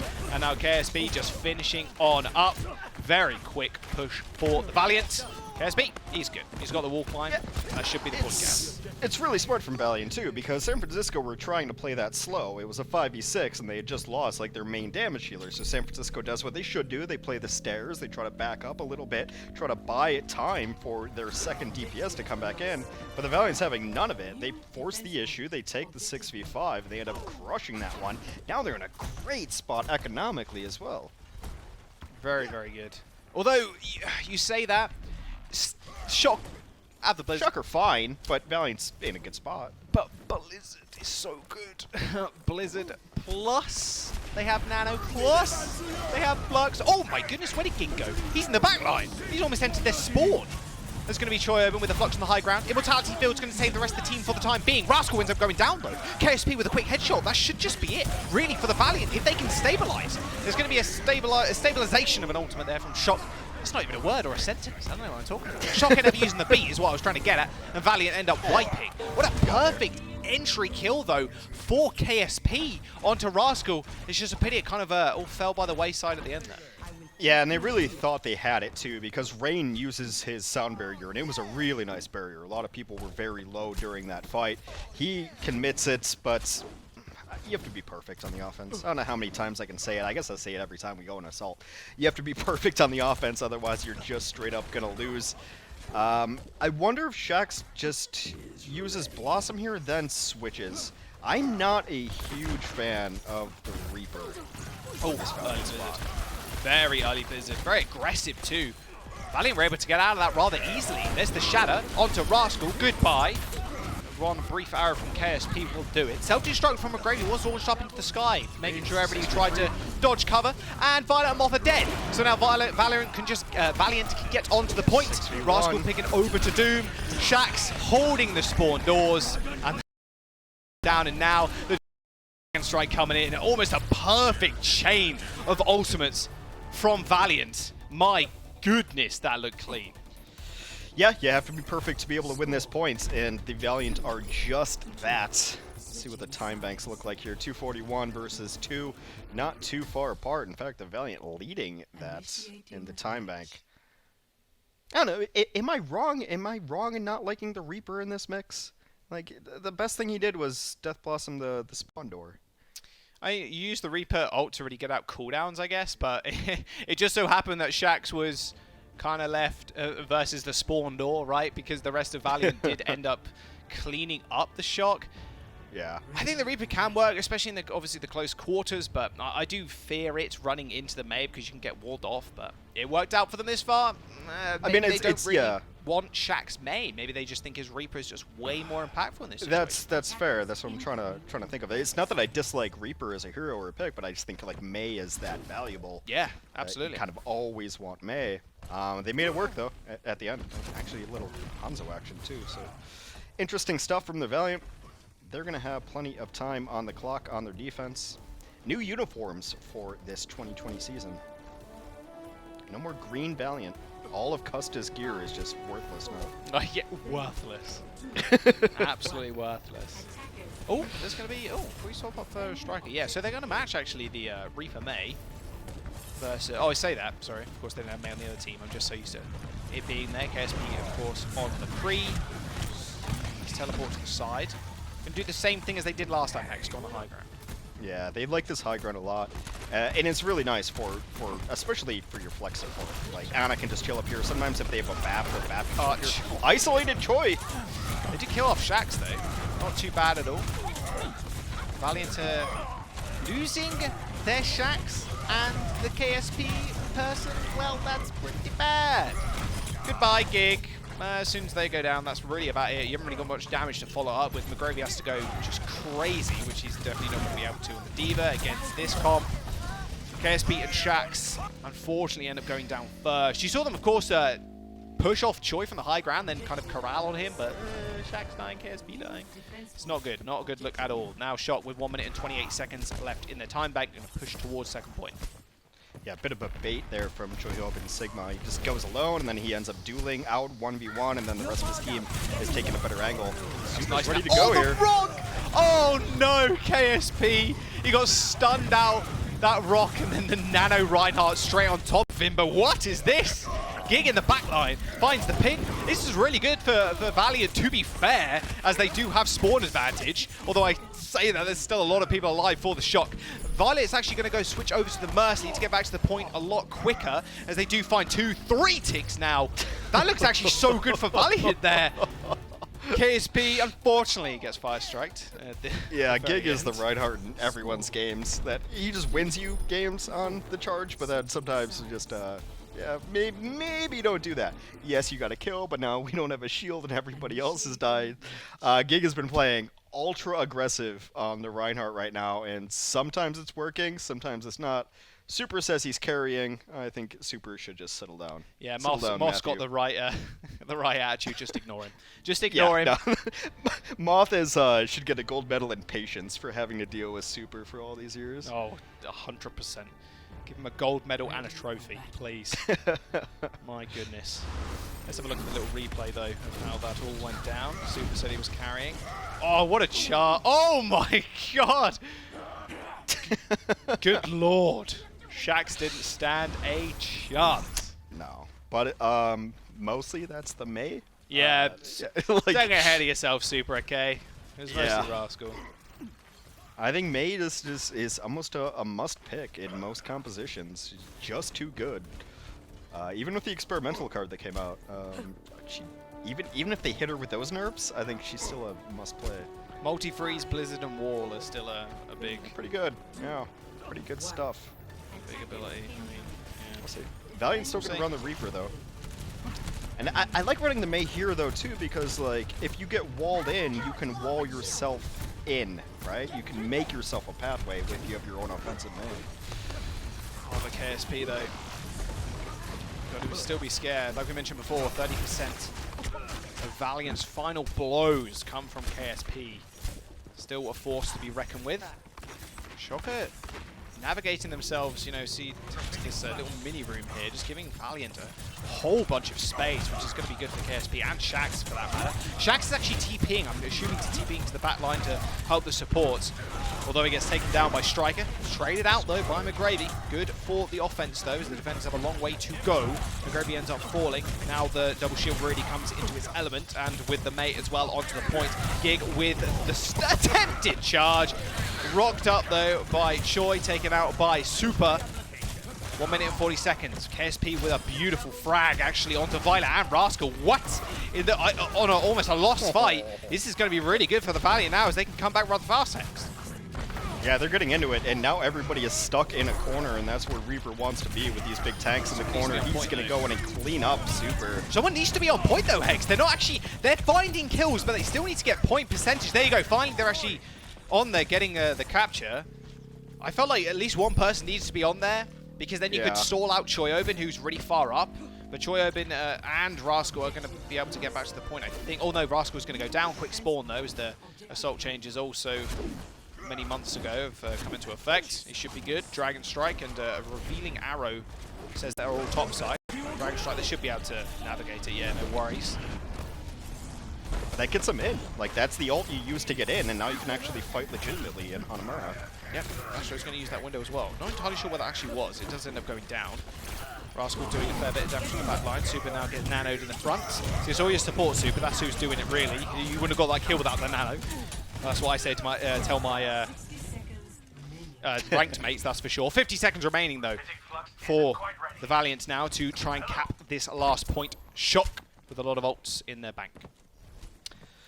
They're going to have the Shatter and the Blizzard, which are some of your most important defensive ults. The most important defensive ult is going to be in Moth's hands, and he's going to have Sound Barrier ready to go.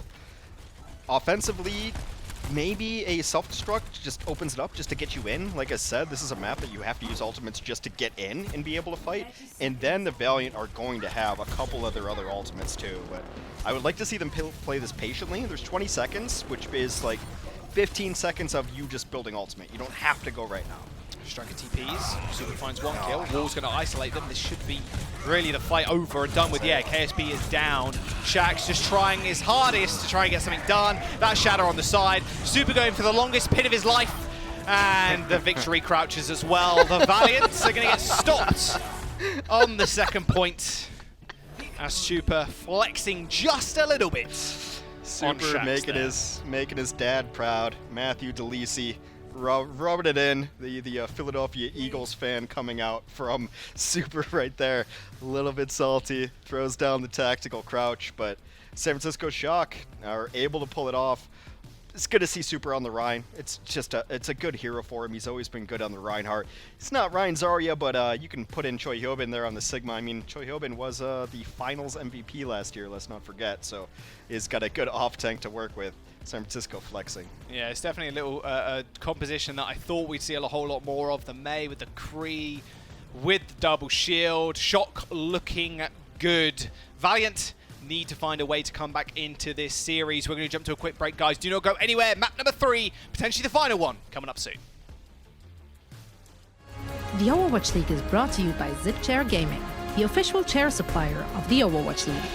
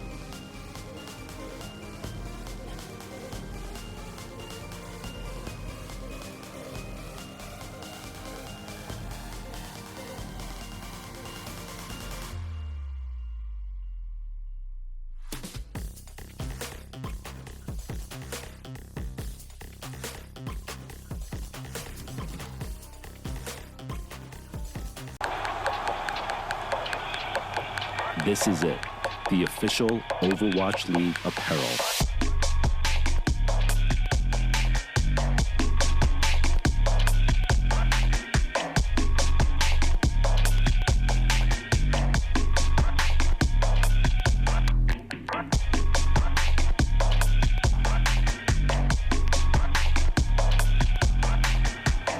Designed by Staple, engineered for gamers.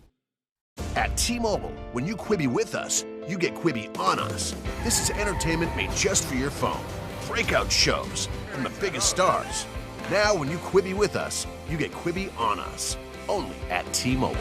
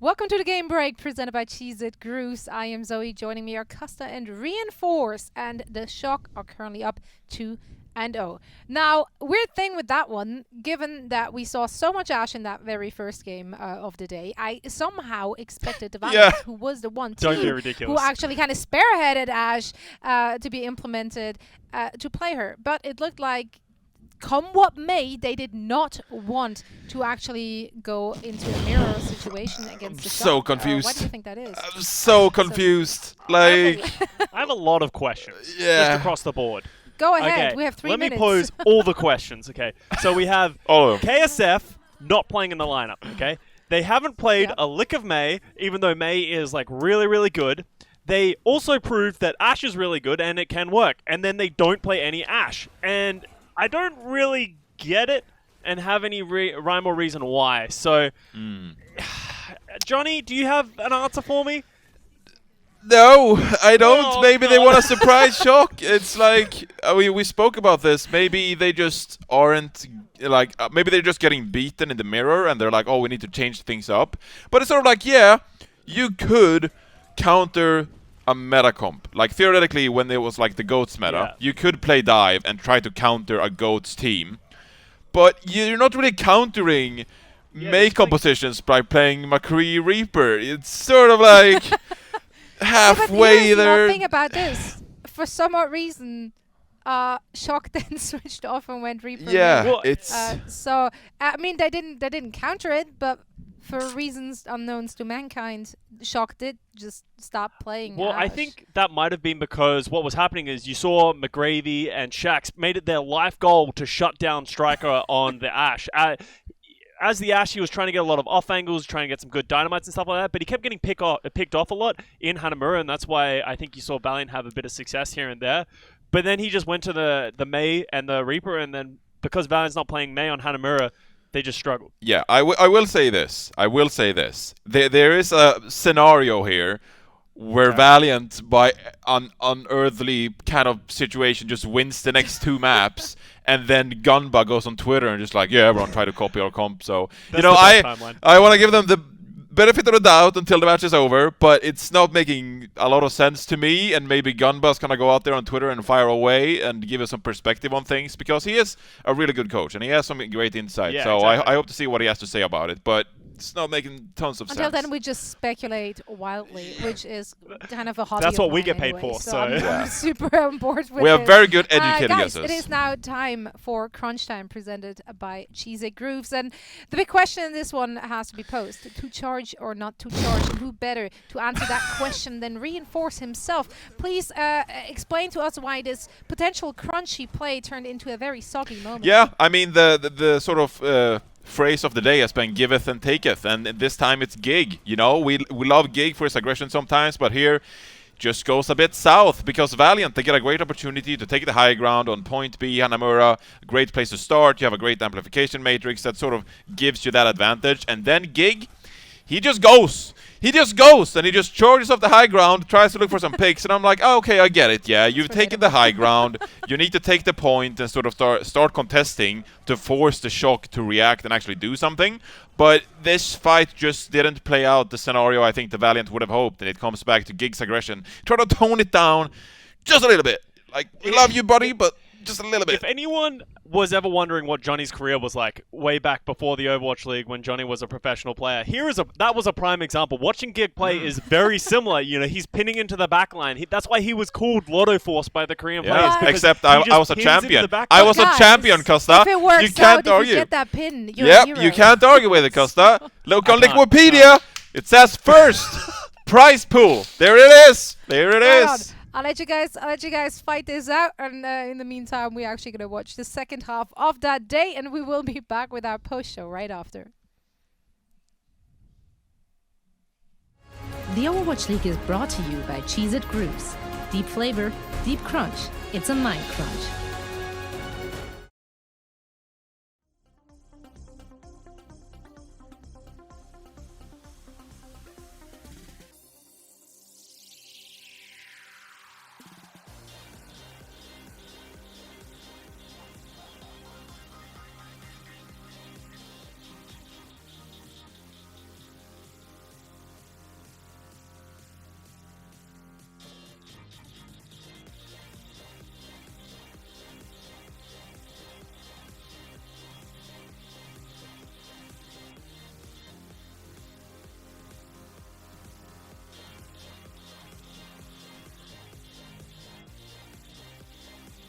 At T-Mobile, when you Quibi with us, you get Quibi on us. This is entertainment made just for your phone.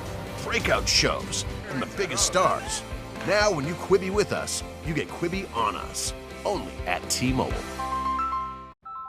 Hey, Mama. Just making sure you're getting your exercise. Of course I am. We have Quibi included in our T-Mobile plan. How does that help you exercise? I walk into the kitchen and watch Chrissy Teigen. Okay. Later, I rush upstairs to watch Idris Elba. Mama, it's only exercise if you get your heart rate up. Ooh, that Idris Elba gets my heart rate way up.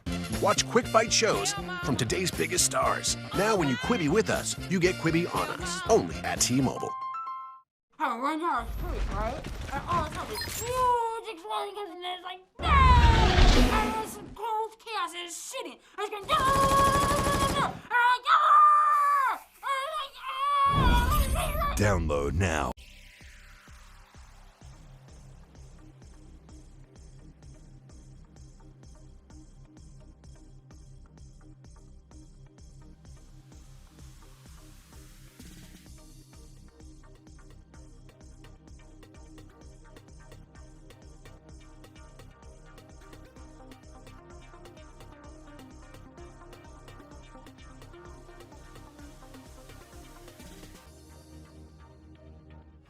The Overwatch League is brought to you by HyperX.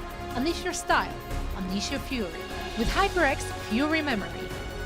And by Coca-Cola, the official refreshment of the Overwatch League.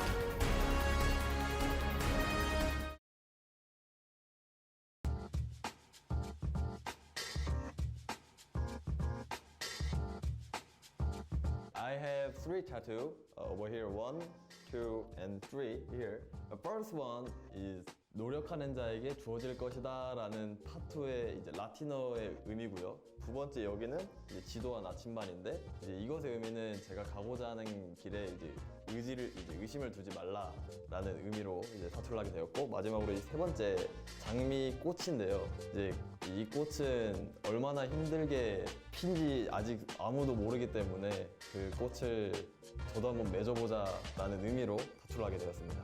레터링 할 것 같은데 뭐 제 삶에 대한 얘기를 좀 적지 않을까 싶어요.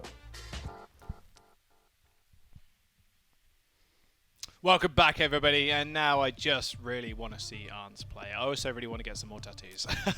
I'm not gonna lie. Oh man, when this thing is over, I'm so ready to get some more. I can't wait to see Arns play as well for the rest of the season. It's going to be a good time. When we see some Widowmaker, you best believe Shock's going to be feeling it. Saw him play a little bit earlier this year. Looked really, really good. But yeah, those were some sick tats. I'm kind of intimidated by him. I only have 1 tattoo. It just says property of Joe Exotic, but that was a different time in my life. Yeah, it's like I said, we were talking about the San Francisco depth, and that guy's on the bench. Like, they just got better in the offseason. It's unfair, really. Like, I feel like I could make 3 teams out of the Shock roster. Now, maybe there's not enough players, but I feel comfortable going 4v6 with some of the Shock roster. Oh, 100%. Let's be real with ourselves. It looked almost that way just a moment ago on Hanamura. We are jumping onto Route 66 though as our potential final map. Could be some 2 like quick and clean 3-0s if Valiant don't start fighting back. But there are still sparks of hope. We see McGravy get a couple of nice kills. Shax as well when he's not being checked by a McCree. His Reaper's not that bad whatsoever, but it just feels like Valiant not opting in to play the May is hindering them a little bit. I feel like if anyone just looked at the score lines over the last 24 hours of the Overwatch League, it'd be like, oh, it stomps one side or the other, but they haven't felt that way. Actually, this one kind of feels like the closest to a legitimate 3-0 that we've had, but like the APAC matches last night, they were kind of close every match. They were decent, but yeah, the Valiant squad, I don't know, man. Like, I want them to run something a little bit different. They're being really aggressive and getting punished for it. I think it's kind of the right attitude to have when you're playing San Francisco, is like, let's just be aggro. Because that's how San Francisco beats teams. They out-aggro you. So the Valiant are trying to play into that. Right now, it's just not exactly working out for them. They're going to keep on the Reaper, though. And yeah, I know they're in spawn and they could change, but I really do feel like Shax is going to run the Reaper. I think that's why they're running Shax today. It must be. All signs point to that is for sure. KSP on the Widow, though. Let's see that some more, please. Although I can imagine he jumps over to the Kree. You've got to give protection to your Reaper in this situation. And to your tanks, too. I mean, you're lacking so much with the May. Yeah, they're going to try something rather cheeky. Get up onto the high grounds. Yeah, everyone holds this point now. It used to feel like it was spawn camping, but like I've always mentioned when I see teams run this first defense here, it's like, yeah, if you lose it, you just run where you were going to set up on defense anyway. So it's a no-lose situation to hold really far forward on 66. That's why you see Dorado happening too. Sure, he got booped off there. Uh-oh, KSP. He was with it, and then he changed to Curry like I thought, but ended up getting taken down by Striker. Like you mentioned, it's very easy to hold in this situation. Big rock, actually. Oh, not quite able to finish off Shax. McGravy's going to fall low, though. Punishing full hold here, potential for Shock, because they have the May. And Rascal's already 60% away towards the Blizzard. Not too bad whatsoever. McGravy frozen McGravy dead. Rain comes back with a big boop though, killing off Choi, and Striker ends up falling as well, so potential massive bait there for the Valiant as McGravy ended up falling, but they ended up tearing apart Shock on the sidelines. Yeah, it looked like it was all the way to San Francisco there, but they pick up a couple of nice kills from their Valiant. But this is exactly what I'm talking about. You remember like Route 66 used to always hold like right where the card is now and be like, hey, this is our defense? Well, now they can still do that, but they had a whole nother fight to begin with.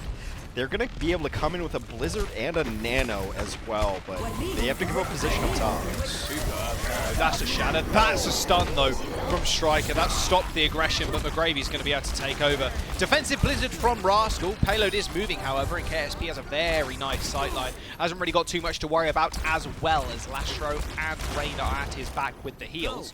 There is still a potential of a recontest here. Striker has got Deadeye, or will do, and Super and Choi also have ults of their own. Yeah, I really like this, actually. After winning the first fight, you don't want to give the defenders high ground advantage, which they would naturally have. So the Valiant have taken the fight up top, and they're just denying this choke. Oh my goodness, that was so close. Oh, that was so close to being a 3K. That's a big nade onto Super, but the rest of Shock are going to clean up Valiant. My goodness. KSP, there you go. He finally ends up going down. Super just disgusting disrespect. Super spots. If there was one person to tactical crouch after every kill, it'd be Super. Just a sloppy, disrespectful player is all I gotta say. Well, unfortunately, our winning Hex. Super would definitely be rubbing that in your face right now if he could hear us. McGravy with the grab, though. Both tank ults used for Shock in that last fight. Another couple of nice nades. They're in a bad situation now where they can get naded rather easily by Violet if they do take their time. And McGrady's not even bringing that high charge. He's going for the back line, trying to get the grab. He doesn't stick into Super Shield.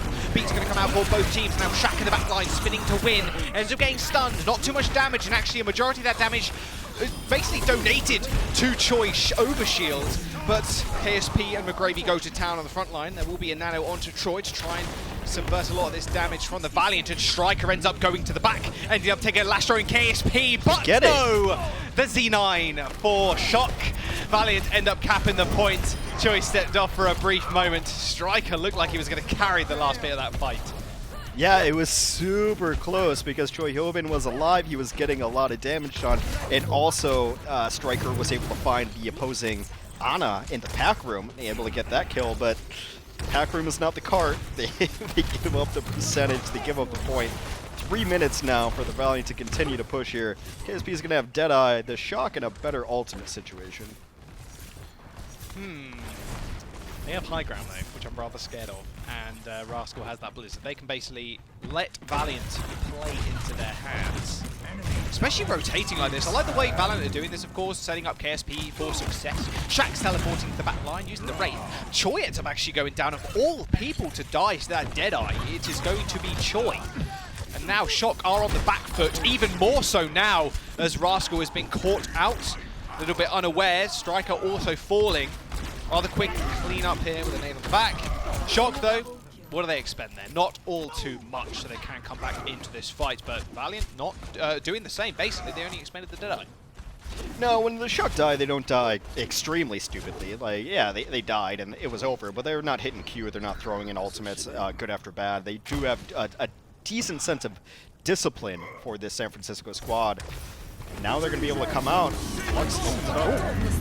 Grab as well on the below. Oh my goodness, that nade. Both those nades, in fact, were so good, but the Deadeye was way better. Gig ends up shattering Striker to death, but importantly enough, actually, Violet stayed alive somehow. Gig only needed one more swing, and Violet's going to be able to keep the rest of his team up now in this fight. Well, the fight no longer happening, really. It's all over after that. But what a beautiful bio grenade, both from Violet and Lastro. They were launched up into the air. Both teams, in fact, as the grab did pin them up against the wall. Let's have a look at that replay real quick. It's a really nice open. He gets both tanks out here, and Striker able to annihilate that. It's one of the best combos in Overwatch right now. Sky Noon. Oh, Super. Oh, he got booped off. Yeah, now he's going to have to go pretty big in this fight to win this one. Lastro does get booped though by Moth. Beat's going to come out as well to save Gig. They have to do something here, at least take out Super in this engagement, otherwise it's going to be lost rather quickly as Violence does unfortunately end up going down as well for the Shock. Now Super end up falling and reverse tactical crouch for the Valiant, I think. Choi ends up going down as well. Super's nano shatter getting booped. That's one for the highlight reels, that's for sure. Moth tries to keep him alive. Name a more iconic duo. Moth and trying to save Super from himself. That one doesn't happen. They will end up getting the point here. 2 minutes on the clock. Shax. I mean, this feels like it's been like a quiet game from both DPS players, but now both the Valiant DPS players have ultimate ready. And this is actually a really good point for Reaper, too. There's so much high ground to take. Okay, now he takes down Super Shield. Rascal still has this Blizzard, mind you. Shax in the back with the Beyblade. That's a big flug. Is he actually going to go for this? Is he actually going to hit Q? No, surely not. Surely not! He still goes for it. Forces out the B. Actually, that's a good trade, to be fair. That was definitely a lost fight for the Valiant. I actually don't think that was a bad trade whatsoever. Forcing out the beat from Shock on a one fight.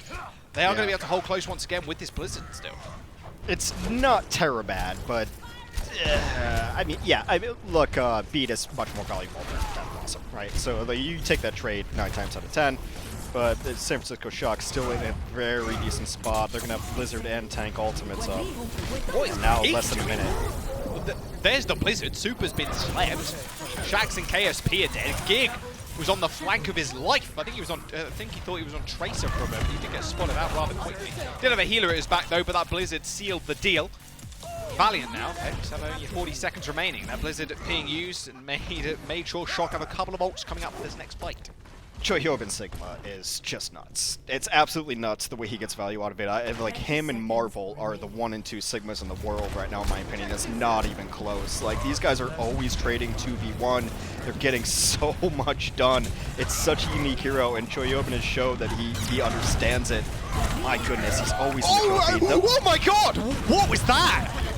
Gig got launched up twice into the air. The shatter didn't land, but the grab landed on the front line of Shock. My goodness! These shatters are getting waylaid so much. Choi with the flux up in the skies. OT is here for the Valiant. They need to get on payload. KSP with a beautiful flashbang is going to get coalesced on if he's not careful. The Nano onto the May though. Rascal now clicking heads. The Shock are going to be able to hold just before this third point. Super's asleep. Not doing much on the payload, but he doesn't really need to do much now. A quick cleanup for the Shock. And there it is. Just before second, and now a clear win condition for the series has been laid before them. If you didn't even look at the game and just looked at the kill feed, Choi Hyobin is always there. He's always getting something done. And then like once you deal with Choi Hyobin, then like Rascal comes up on the May and he's nanoed. Look how bad does that have to feel? I just was able to deal with Choi Hyobin, I didn't die, and here comes Nano May Rascal. That's unfair. That's unfortunate. Valiant had some decent push there, but as you mentioned, the win condition very clear right now for the San Francisco Shock. Looks like it might be another 3-0 unless the Valiant defense is going to find form. And if they want to run Reaper, like Reaper's a good defensive hero, reactionary, wait for them, and I think they're going to keep running Reaper. It's one of the few teams to like really commit to the Reaper this week. Yeah, and so, well, signs do definitely point to the fact that they prefer the Reaper over the May, which, to be fair, I mean, I'm not sure if Shock was just like straight up. To be fair, I'm not sure. I'm not sure if Shock was. I'm not sure if because Shock, especially on that last point, was just saving onto the Blizzard for so long, because Rascal was held onto that Blizzard for maybe 2 minutes. Like, they didn't need it, to be fair, but when it does come into play, it's just such a dangerous ult. And you could argue in that situation, if you're not actually using the Blizzard, it's May's a whole lot less effective, but then it's Reaper versus May. Big discussion to come out of this, but I still think May is just too good not to play, to be honest. Rascal, though, I mean, especially on defense. Like, you feel like Blizzard should just win you a fight on defense. For a quick pick, didn't find it. So it's now really just the classic fight in here. Oh my goodness, Violet. Well, he got deleted. Unlucky. And there goes Striker as well. Well, there you go. Maybe that's why they didn't want to run the May, because Striker, Shax even can just do this in the backline. Yeah, I think we just reverse curse that. Reaper is a really good hero, and he should be running it every time on defense. makes us kind of eat our words right there. We get him cut up like that. Like, this is a perfect spot to run Reaper in, right? This is his range. There's nothing beyond like 30 meters that you're going to fight in. You can always fight medium to close quarters. Oh, that's a lot of damage. I will tell you that. That's it. That's the sum fight. That's a lot of damage. Oh my god! This is really good though from Striker. What? How does he do that? It's Striker. You're gonna come out on a 6v4 now. You just won the point. You just won the point because your spawn is so much better. Look, everyone's retreating. Striker gets 2 kills and just wins them that point, gets them around the bend. And this is where Reaper is less effective because the range is gonna be longer. This is where Striker comes into his own. Even Rascal with the right clicks, of course. No damage drop off on those icicles. Do a whole bunch of damage. KSP with the Deadeye. Looking to set it up. Gig, Shadow on the side. Did that get anybody? No, he made sure Super went down though. Deadeye ended up going off. Oh, he pinched Choi straight into the back line. Can he actually finish off the kill? He is naded, mind you, as well, so can't receive any healing. Somehow kept alive, though, by McGravy and the rest of his team. And they are able to escort him back. Very good second fight for the Valiant. However, Super now coming back in with the Nano. Gets booped away not only by the Diva, but by the Lucio too. Super trying to set up with this backboard. He's only swinging in. Has earned himself a chatter. But now the Valiant are coming forward with the Nano Reinhardt of their own. Even though Gig is frozen and now naded. Yeah, they're going to be stopped in their tracks, both of them. You guys really aggressive though. They take the 6v5 and they know the advantage that they have, so they're just going to be ultra aggro. Reaper in the back gets spotted out by Moth. Beautiful freeze onto the Diva. Instant Blizzard, instant nade, instant kills. McGravy's going to unleash the self-destruct, not quite find anything. This should be the fight now cleaning up for the shock. That's what you want to see from your May, or your just anybody that can stop this Diva from eating the Blizzard. It's perfect. Striker cleaning everybody up now. Yeah. It's just unfair. Striker is someone that you don't like necessarily even think of like as a starter for San Francisco. He's now coming into that role. Carried Boston in Season 1. And every time I look at this San Francisco Shock roster, it's just an embarrassment. And every time I look at ownership, I'm like, what'd you guys do? Like, what deal with the devil did you make in ownership to put together this team? And the deal with the devil they made was throwing the first half of Season 1. And now this squad is just uncomprehensibly deep.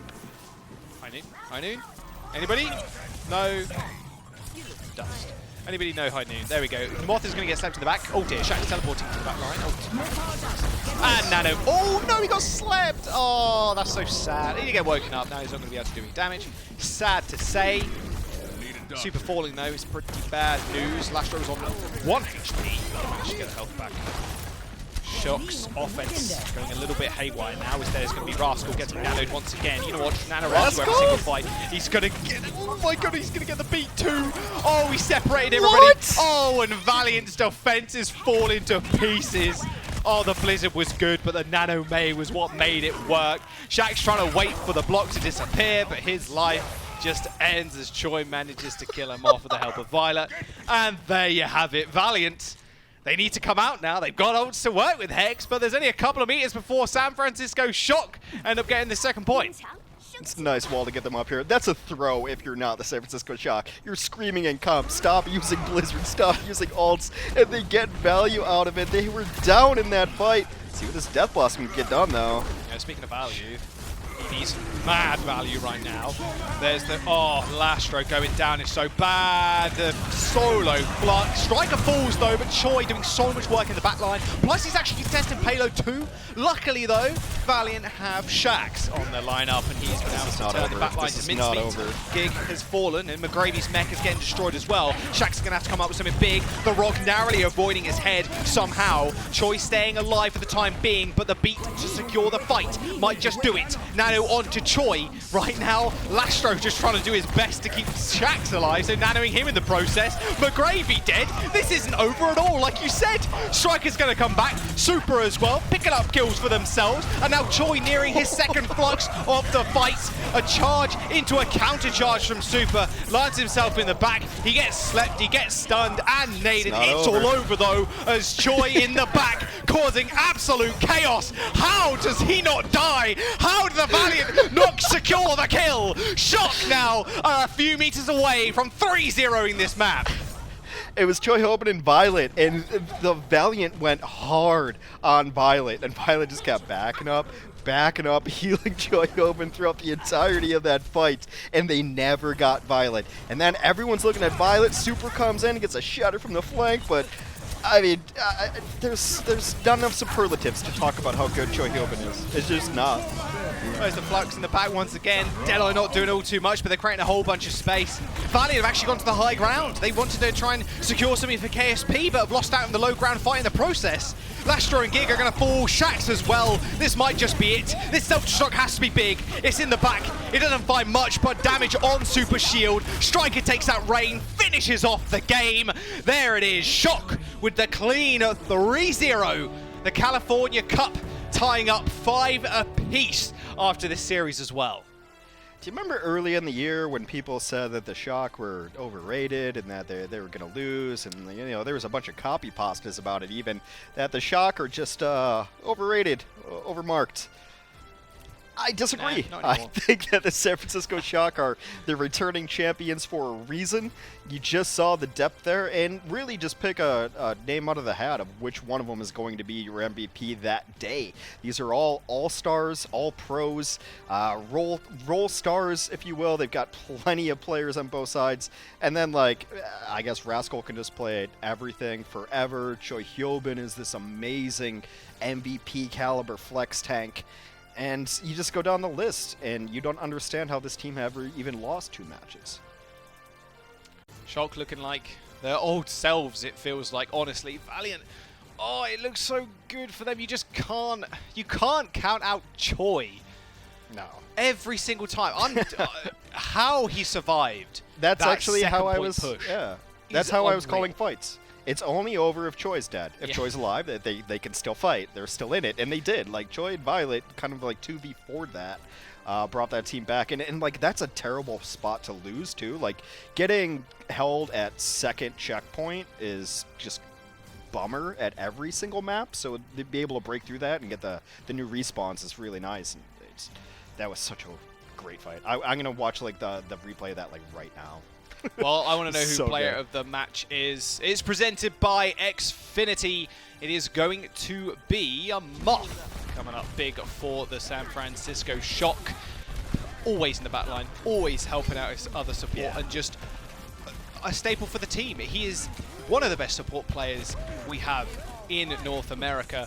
And surprise, surprise, again, another player that just can play it all, it feels like. His Mercy is just sublime, his Lucio is just ridiculous. His beats today have really made sure that the Shock could take the W. Yeah, I think we generally think of him as the Lucio, and he is like the quiet storm, the fury that you don't ever hear from. But when they go in, it's because Moth has made the call to like go in, and we're healed and we're healthy, and I boost and let's go. Probably a different style than a lot of people think about, like, of the Lucios. I mentioned like IDK, FD God, like these aggressive super Lucios. But Moth just doesn't make a mistake, and he's just always where he needs to be, makes the calls for his team to push this or push that, gets the correct boops, displacement, and he does it all without like having to be flashy, but he just, yeah, I think I want to say it again, he just doesn't make mistakes, and that's what you want from your supports. King of consistency, and that's the most important thing, right? If you can pop off to like 120%, but you can only do that, 50% of the time, 40% of the time, like, yeah. But you'd definitely rather have some consistency in your lineup and have a support that's playing at 90 to 100% most of the time, or like all of the time. And that's what allows the tanks to play the way they do, is because they know exactly what Moth is going to do for them. There's never any guesses. They never have to ask for healing. Just always where he needs to be, and that's what enables, like, it's kind of funny because this defensive Lucio enables the aggressive Shock style. Love your supports in Solo Queue. No hate them, okay? Only love. Please, no flame. And one thing that I got to say too, and one thing I want to touch on with Moth really quickly, is just his ability to also keep his backline alive, which is just so important. You can make these ready Lucio plays, but if you're not keeping your backline alive, you're going to lose your main healer, which normally ends up losing you the fight. Moth just done an absolutely fantastic job today. We have got an interview though. It's going to be Super with Zoe. We're going to jump over to them. We'll see what he has to say about the match. We do indeed. Thank you so much, guys, and thank you, Super, for joining us for a quick chat. Yeah, no problem. All right, so you're now up 2-1 against the Valiant. How did the game go for you personally? You felt like it was how you will probably call it an easy shot, or did they actually make you fight for your money? I mean, we were pretty confident going in. We didn't really think we'd have too much trouble, and we really didn't. So, I mean, it was just kind of, you know, another day at the office, I guess. Oh, okay. Of course. Confident as ever. Now, you say you didn't have any trouble. However, you did come in first playing that Ashe. Same thing we saw actually in the previous match. However, Valiant, they were convinced that this Reaper McCree thing is working out for them, and eventually you guys actually made those switches. Were those switches caused by just the constant pressure on your Ashe? Did you have to pivot, or did you just feel like playing something else? Usually if we make a change, it's because someone feels like they're like either not being effective or they're being countered. So Striker was just like, I'm just gonna go McCree and we're gonna slowly alter our playstyle, and that's basically what happened. He just went McCree, and we felt that it was much better. So what kind of expectations did you have coming into that? Because we were wondering during the halftime, knowing that Valiant was one of the first teams who really showed us quite a bit of Ashe play this season.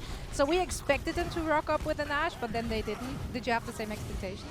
I was a little surprised that they didn't run that much Mei, to be honest, because we thought Mei was really strong this week, and a lot of other teams we scrimmed were going Mei, but their lack of Mei was really, I think, probably a reason they had so much trouble this week. As for the Ashe pick, I mean, different teams ran different DPS, but the lack of Mei is what really surprised me the most. So it could have been a different outcome, you think, if they had KSS? I mean, I still think we would have won, but I think they would have had maybe a slightly easier time. All right, fair enough. Well, in the end, you took the W, and that's all that matters, I would say. If you have to compare your team currently with pretty much all the other teams in the league, you know, we do all those fancy power rankings and whatnot. However, it is a little bit hard to really gauge the strength right now, considering that we have two different regions who don't really face off against each other. How do you think your team, or generally the Western teams, actually stack up against the Asian region? So we went to Korea 2 times. We had a boot camp against them we went a boot camp in Korea like months ago after World Cup, and then we went there for like a week when we were supposed to play the homestands in the Asian regions. So we kind of had a feel against some of the teams against you know, in that region, and I think we do stack up pretty well to most of them, and I wish we could play them, but unfortunately we can't. But when we do, if we do, I wouldn't be too worried. Okay, not too worried. Are there any tendencies you can really see from either region, like something you feel like is very prevalent? I think it's kind of hard to say, because when we went for our first boot camp, there was no role lock, so it was kind of just like, you know, everyone was grinding out a meta. But I feel like it's kind of hard to say, because just the meta changes every week, and you know, you never know what different teams are going to do from week to week. Do you feel like any of the teams are really struggling with the ever-changing meta, and also you guys personally, like how you're dealing with the quick turnarounds, really? Yeah, I mean, some weeks are going to be better for some teams than others. Like, it's just kind of the nature of hero pools. Like, if a team can figure out what's the ideal comp, then they're going to play it. Like, the Sigma Rhine, I don't think we practiced that at all until today, actually. So, okay. I mean, because that's just kind of how it is. Like, you'll go into a match, and you're not going to really... Sometimes you go into a match, and you'll go against a comp that you've never seen before, and you kind of have to figure out how to adjust on the fly. So, we didn't really play much with the Sigma at all, except for, like, Hanamura B point. But then we kind of thought about it, and someone was like, okay, well, let's try it. And then in our warm-up scrim, we thought it was working pretty well, and then we just kind of stuck with it. Yeah, good thing you have phenomenal players who can just actually adapt on the fly. That's certainly working for you. Now, if I had to ask you to give me the top 3 teams in the league right now, who would you put on the top 3? Top 3 teams, I'm going to say not in order, but I'd say us, probably Philly, and Shanghai. Yeah. All right, Dragons. What a success story. Yeah. gotta love the anime arc. That's pretty much it from us right now. So thank you so much, Super, for joining us. Yeah, no problem. All right, so we are done with all the matches today, in fact, and that means it is time for the post-show. We're heading into a very quick break, and then we should be right back. Bye-bye. The Overwatch League is brought to you by Xfinity, the preferred internet provider of the Overwatch League.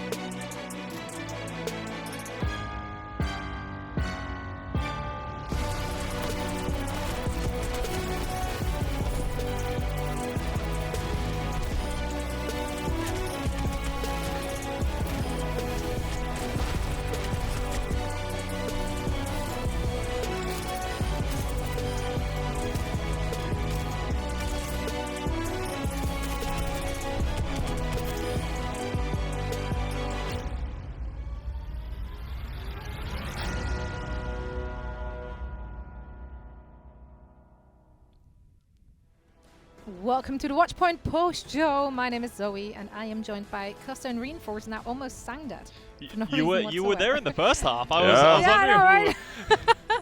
I was like, listen, I wrote this song today, and I have to share it. One day I will bust out my uke in the post show, and you all join in, and it's going to be We'll do a karaoke segment. Happy little gathering. Everyone will, sure. will leave. I 100% guarantee it. I mean, not every post show is a winner, so that's okay. We just have to cut our losses. Speaking of losses, there were 2 of those to date. So let's talk about who came out on top and who did not by talking about the matches we saw today. Philadelphia Fusion and Atlanta Reign was the first match of the day. However, because the match we just saw is still fresh in our memories, let's actually start there. San Francisco Shock and LA Valiant. You heard Super in his interview, confident as ever, as we love him. He didn't expect it to be hard, and he doesn't feel like it was hard. From your perspective, though, do you feel like the Valiant put up a good fight? No. No, not really. Not really, no. I have a lot Give them something, come on. I have a lot of questions about this Valiant lineup. Obviously, it's San Francisco Shock. They're an incredible team. And, it is a good meta for them. They have Super on the Reinhardt. They got Rask on the Megan, Moth on the Lucio, Choi playing whatever Choi wants to play. It's a really good meta for them. But I just wasn't happy with what the Valiant brought out to try and counter and combat the Shock. Yeah. Where's KSF? Like, this is a prime week for Mei, and KSF has proven that he can play Mei. Like, I'm really surprised to not see him in the lineup at all in any of the maps. And McCree Reaper coming into this, Super said himself, it just didn't really make a lot of sense. Yeah. In my opinion, Valiant are at a crossroads, and they need to pick a direction. And the 2 options are, Mei is an incredible hero in Overwatch currently, played by so many teams. Whenever Mei is available, you will probably see her because she's good at playing against Reinhardts, against Orisas, and you need to be really good at playing Mei. So either you go down that path, and every time Mei is available, you actually practice with Mei, and you become a really good Mei team. We've seen a lot of players actually transition into great Mei players this year because they worked so hard on her during the off-season and leading into the season. Or now when Mei has actually started to get nerfed, maybe you foresee a future where we don't see a lot of Mei play, and maybe you want to pick a direction where you instead try to get better at other heroes before teams can adapt to a non-Mei kind of meta. And maybe that's what the Valiant are doing. They're like, hey, we're not a great Mei team, we cannot compete with a lot of these Mei teams, so we're just going to stick to other compositions, and when these Mei nerfs hit, that's when we really start to shine and become a better team. Because as Super said himself, it's, a bit all over the place. Like, you're really good at some compositions, sometimes you face off against compositions that you're not seeing. I just don't really feel like you can sit around and wait True. for something to change. Even less so when it's something so dominant. I agree with you. And I think they should practice that Mei and get really good at Mei, because I don't think there's anything that says that KSF can't be a good Mei. But, I'm just trying to give them some benefit of the doubt, but I think they should. I appreciate it. That's actually what I asked of you, and now you did it, and I complained. So it's never winning, is it? Don't worry about it. Don't worry about it. Oh well. But yeah, big question mark there. KSF not in the lineup. And, people were wondering. People are asking questions out there in the streets of the Twitter wars. I don't know, something. So let's just move on to the other match we saw today, and that was the first one. Atlanta Reign going up against the Philadelphia Fusion. Very exciting game. Yes, the score is 3-0, but I still think that it was actually closer than the score would suggest. Yeah, for sure. Absolutely. It was a bit of an odd game, I'd like to say anyway, because some ultimate usages were not that on point, and it was a bit back and forth. But what we know for sure is that Carpe is an actual beast. Like, he's just incredible, and his Ashe today was just mind-blowingly good. So in my mind, that poses the question, Costa. Is Costa the front-runner for League MVP 2020? Do you think it's about time we start considering the award, and is Carpe the front-runner for that award? You just said Costa. You said Costa the first time. Yes, I do believe Costa should be the league MVP. Oh, but did I? On the other no, side that's Carpe! My number one runner, that's gonna be clipped. the person I'm running against, is Carpe, because he's also pretty good, I guess. You should vote for Costa, but Carpe's okay too. He has always been an incredible hit scan player. He just opens so many doors and provides so many opportunities. The number of times in this match that Carpe single-handedly opened a point by getting a pick, by creating a ton of attention, all those kind of things was just incredible. And you have to really give it to him. This team is sort of built around Carpe in that way, but the team plays so well around him, something that we haven't really seen that much from them in the past. But, I mean, Carpe himself has always been an incredible clutch player, coming in when really needed and above and beyond that as well. I feel like this one kind of came down to who makes more mistakes, and I just feel like overall the clutch wasn't strong in the Atlanta Reign today, unfortunately. There were a lot of over-aggressive plays, a lot of little missteps here and there, usage of ults, as you already mentioned. So, yeah, it was just kind of, you know, the devil's in the detail. Unfortunately, the details didn't look too good for the Atlanta Reign. Still good effort and a great match to watch, and that's already it because we only had two matches today. Time flies when you're having fun, but we still have more to come in our post show. The next segment we call Speed Boost. I did it just for you, Costa, and it is presented by Xfinity. We had quite a long Volskaya map. Let's just say it like that. The Philadelphia Fusion took it all the way, capturing 6 points, and they did it in a very quick fashion. Yeah, we saw in this match, Volskaya goes to 6-4, and you very rarely see 6 points capped on a 2CP map. And you got to give a lot of credit to Carpe here. He's just doing a ton of damage and getting a lot of opening picks. And you see here throughout this entire set of B-roll that you're looking at right now, it was just really cool to see how the Philadelphia Fusion did it. You know, they went into the right room to begin with, making sure that they get good positioning, because when you have only a minute left, no one's going to get an ult, really. So positioning is king. So they rotated all the way around, started getting the picks, and they really came together well for the first point.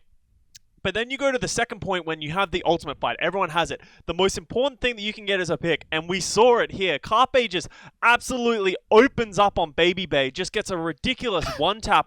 I think he gets dinked by the May and then shot by Carpe. So just crazy by everyone on that team. And then as soon as you have that opening window, you run onto the point. Super speedy cap. Very hard to do when you only have a minute to cap both points. So props to Philadelphia Fusion. Secures the map for them. Yeah, this was actually probably the best map of the day, I'd like to say, because it was so back and forth, and we saw both Baby Bay and Carpe pop off. And, you know, moments like these where Carpe just sort of secures point B, leading to 6 points on Volskaya, I mean, that's an insane highlight. So, one of the better maps of the day for me. Absolutely. It's always great to see the maps going the distance, and this one certainly did. So that was our speed boost presented by Xfinity. Now we are heading into a very quick break, and then we are back with some more here on our Watchpoint Post Show.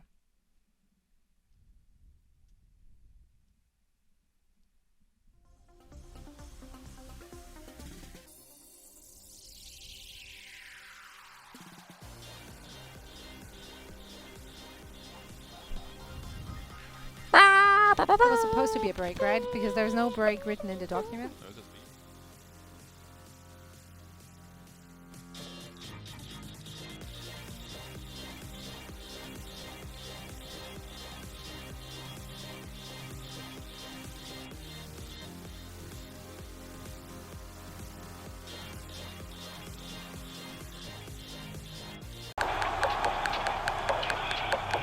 This is it. The official Overwatch League apparel.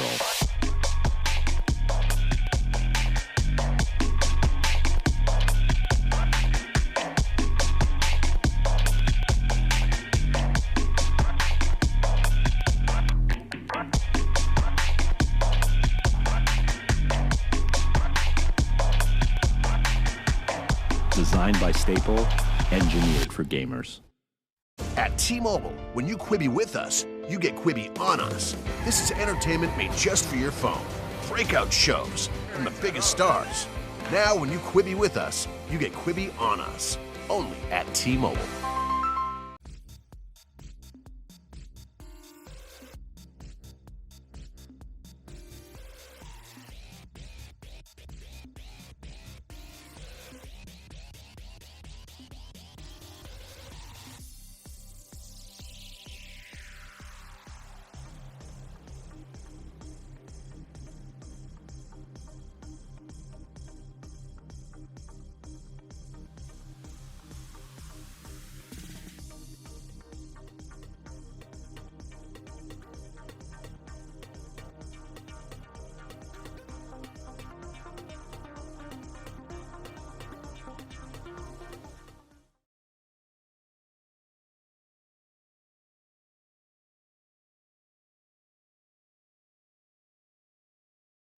Overwatch League online play is brought to you by Xfinity.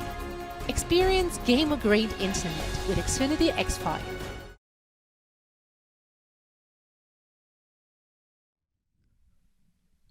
All right, it's time for a quick contenders update for everyone out there.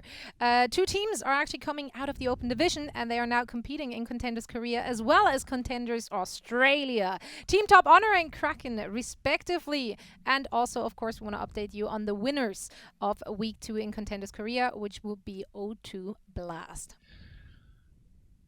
Johnny? Yeah? Hello? Hello? Hello? Hello. Hello. Do you want me to talk about O2 Blast? I do. Yeah. Is that it? Sorry, I didn't realize. I did not realize you wanted me to talk about O2 Blast. Well, yes, indeed. Actually, this O2 Blast roster is actually quite sick because there are some recognizable names on this list. Do you guys remember Kaiser? Oh, yeah. Yes. Yeah. Boy. Do you remember Kalios? Yes, actually, I do remember. That's going way back as well. Yeah, there's a lot of fun names on this O2 Blast roster. So I'm happy seeing that some of these former Owl players are, not Kaiser of course, but he's a legend. But Kalios is there, Neko is there. So there are some recognizable names on this O2 Blast roster. So I'm happy to see that they have some success. Obviously, a lot of fans of Kaiser because of his aggressive Reinhardt play. But we also see Yakpung in the lineup. So this O2 Blast roster, look out for them. And there are some teams, I'm not going to name names, that might want to look at this footage and might want to consider signing some of these players. So I'm just putting it out there. There are some good names on this O2 Blast roster, and they won in Week 2, where you had Kaiser, Yakpung, etc. So look out for some of these players, and maybe consider them picking up. You know, yeah, teams, maybe if you pick up these players, Overwatch you'd say you would be rising up. Is that what you're saying, Johnny? Yeah, I mean, they might be rising up, and, you know, I think that Boston Uprising, they've used to have some players that... Neko and Kalios, and you know, maybe it's time to bring the gang back together. You know, maybe. I like it. Gotta love a good reunion, don't you? I'm just putting it out there. You know. Nothing is good. You're really taking on that GM job I gave you earlier today, so I'm digging it.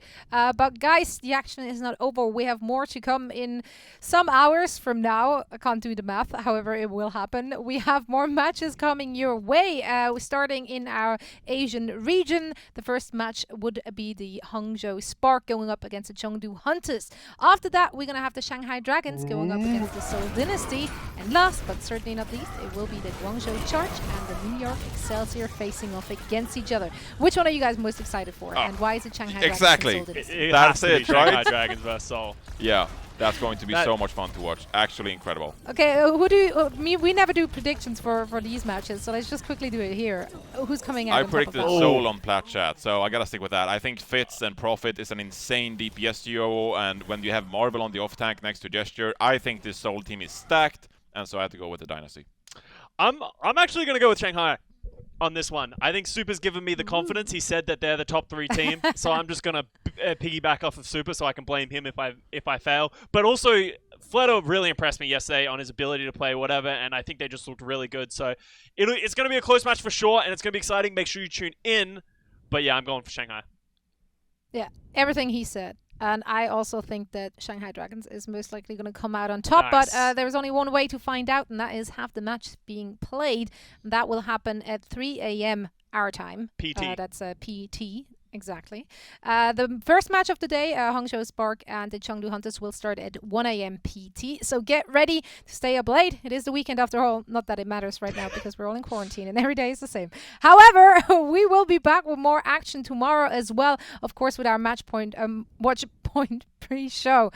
It's been a short day and I still don't know how to talk anymore. It's quite impressive. Either way, thank you guys so much for joining for all the action, and we hope you have a lovely evening, and we see you again tomorrow. Bye. Bye. Bye. Bye. Bye. Bye, guys. See ya. Battle of Texas tomorrow.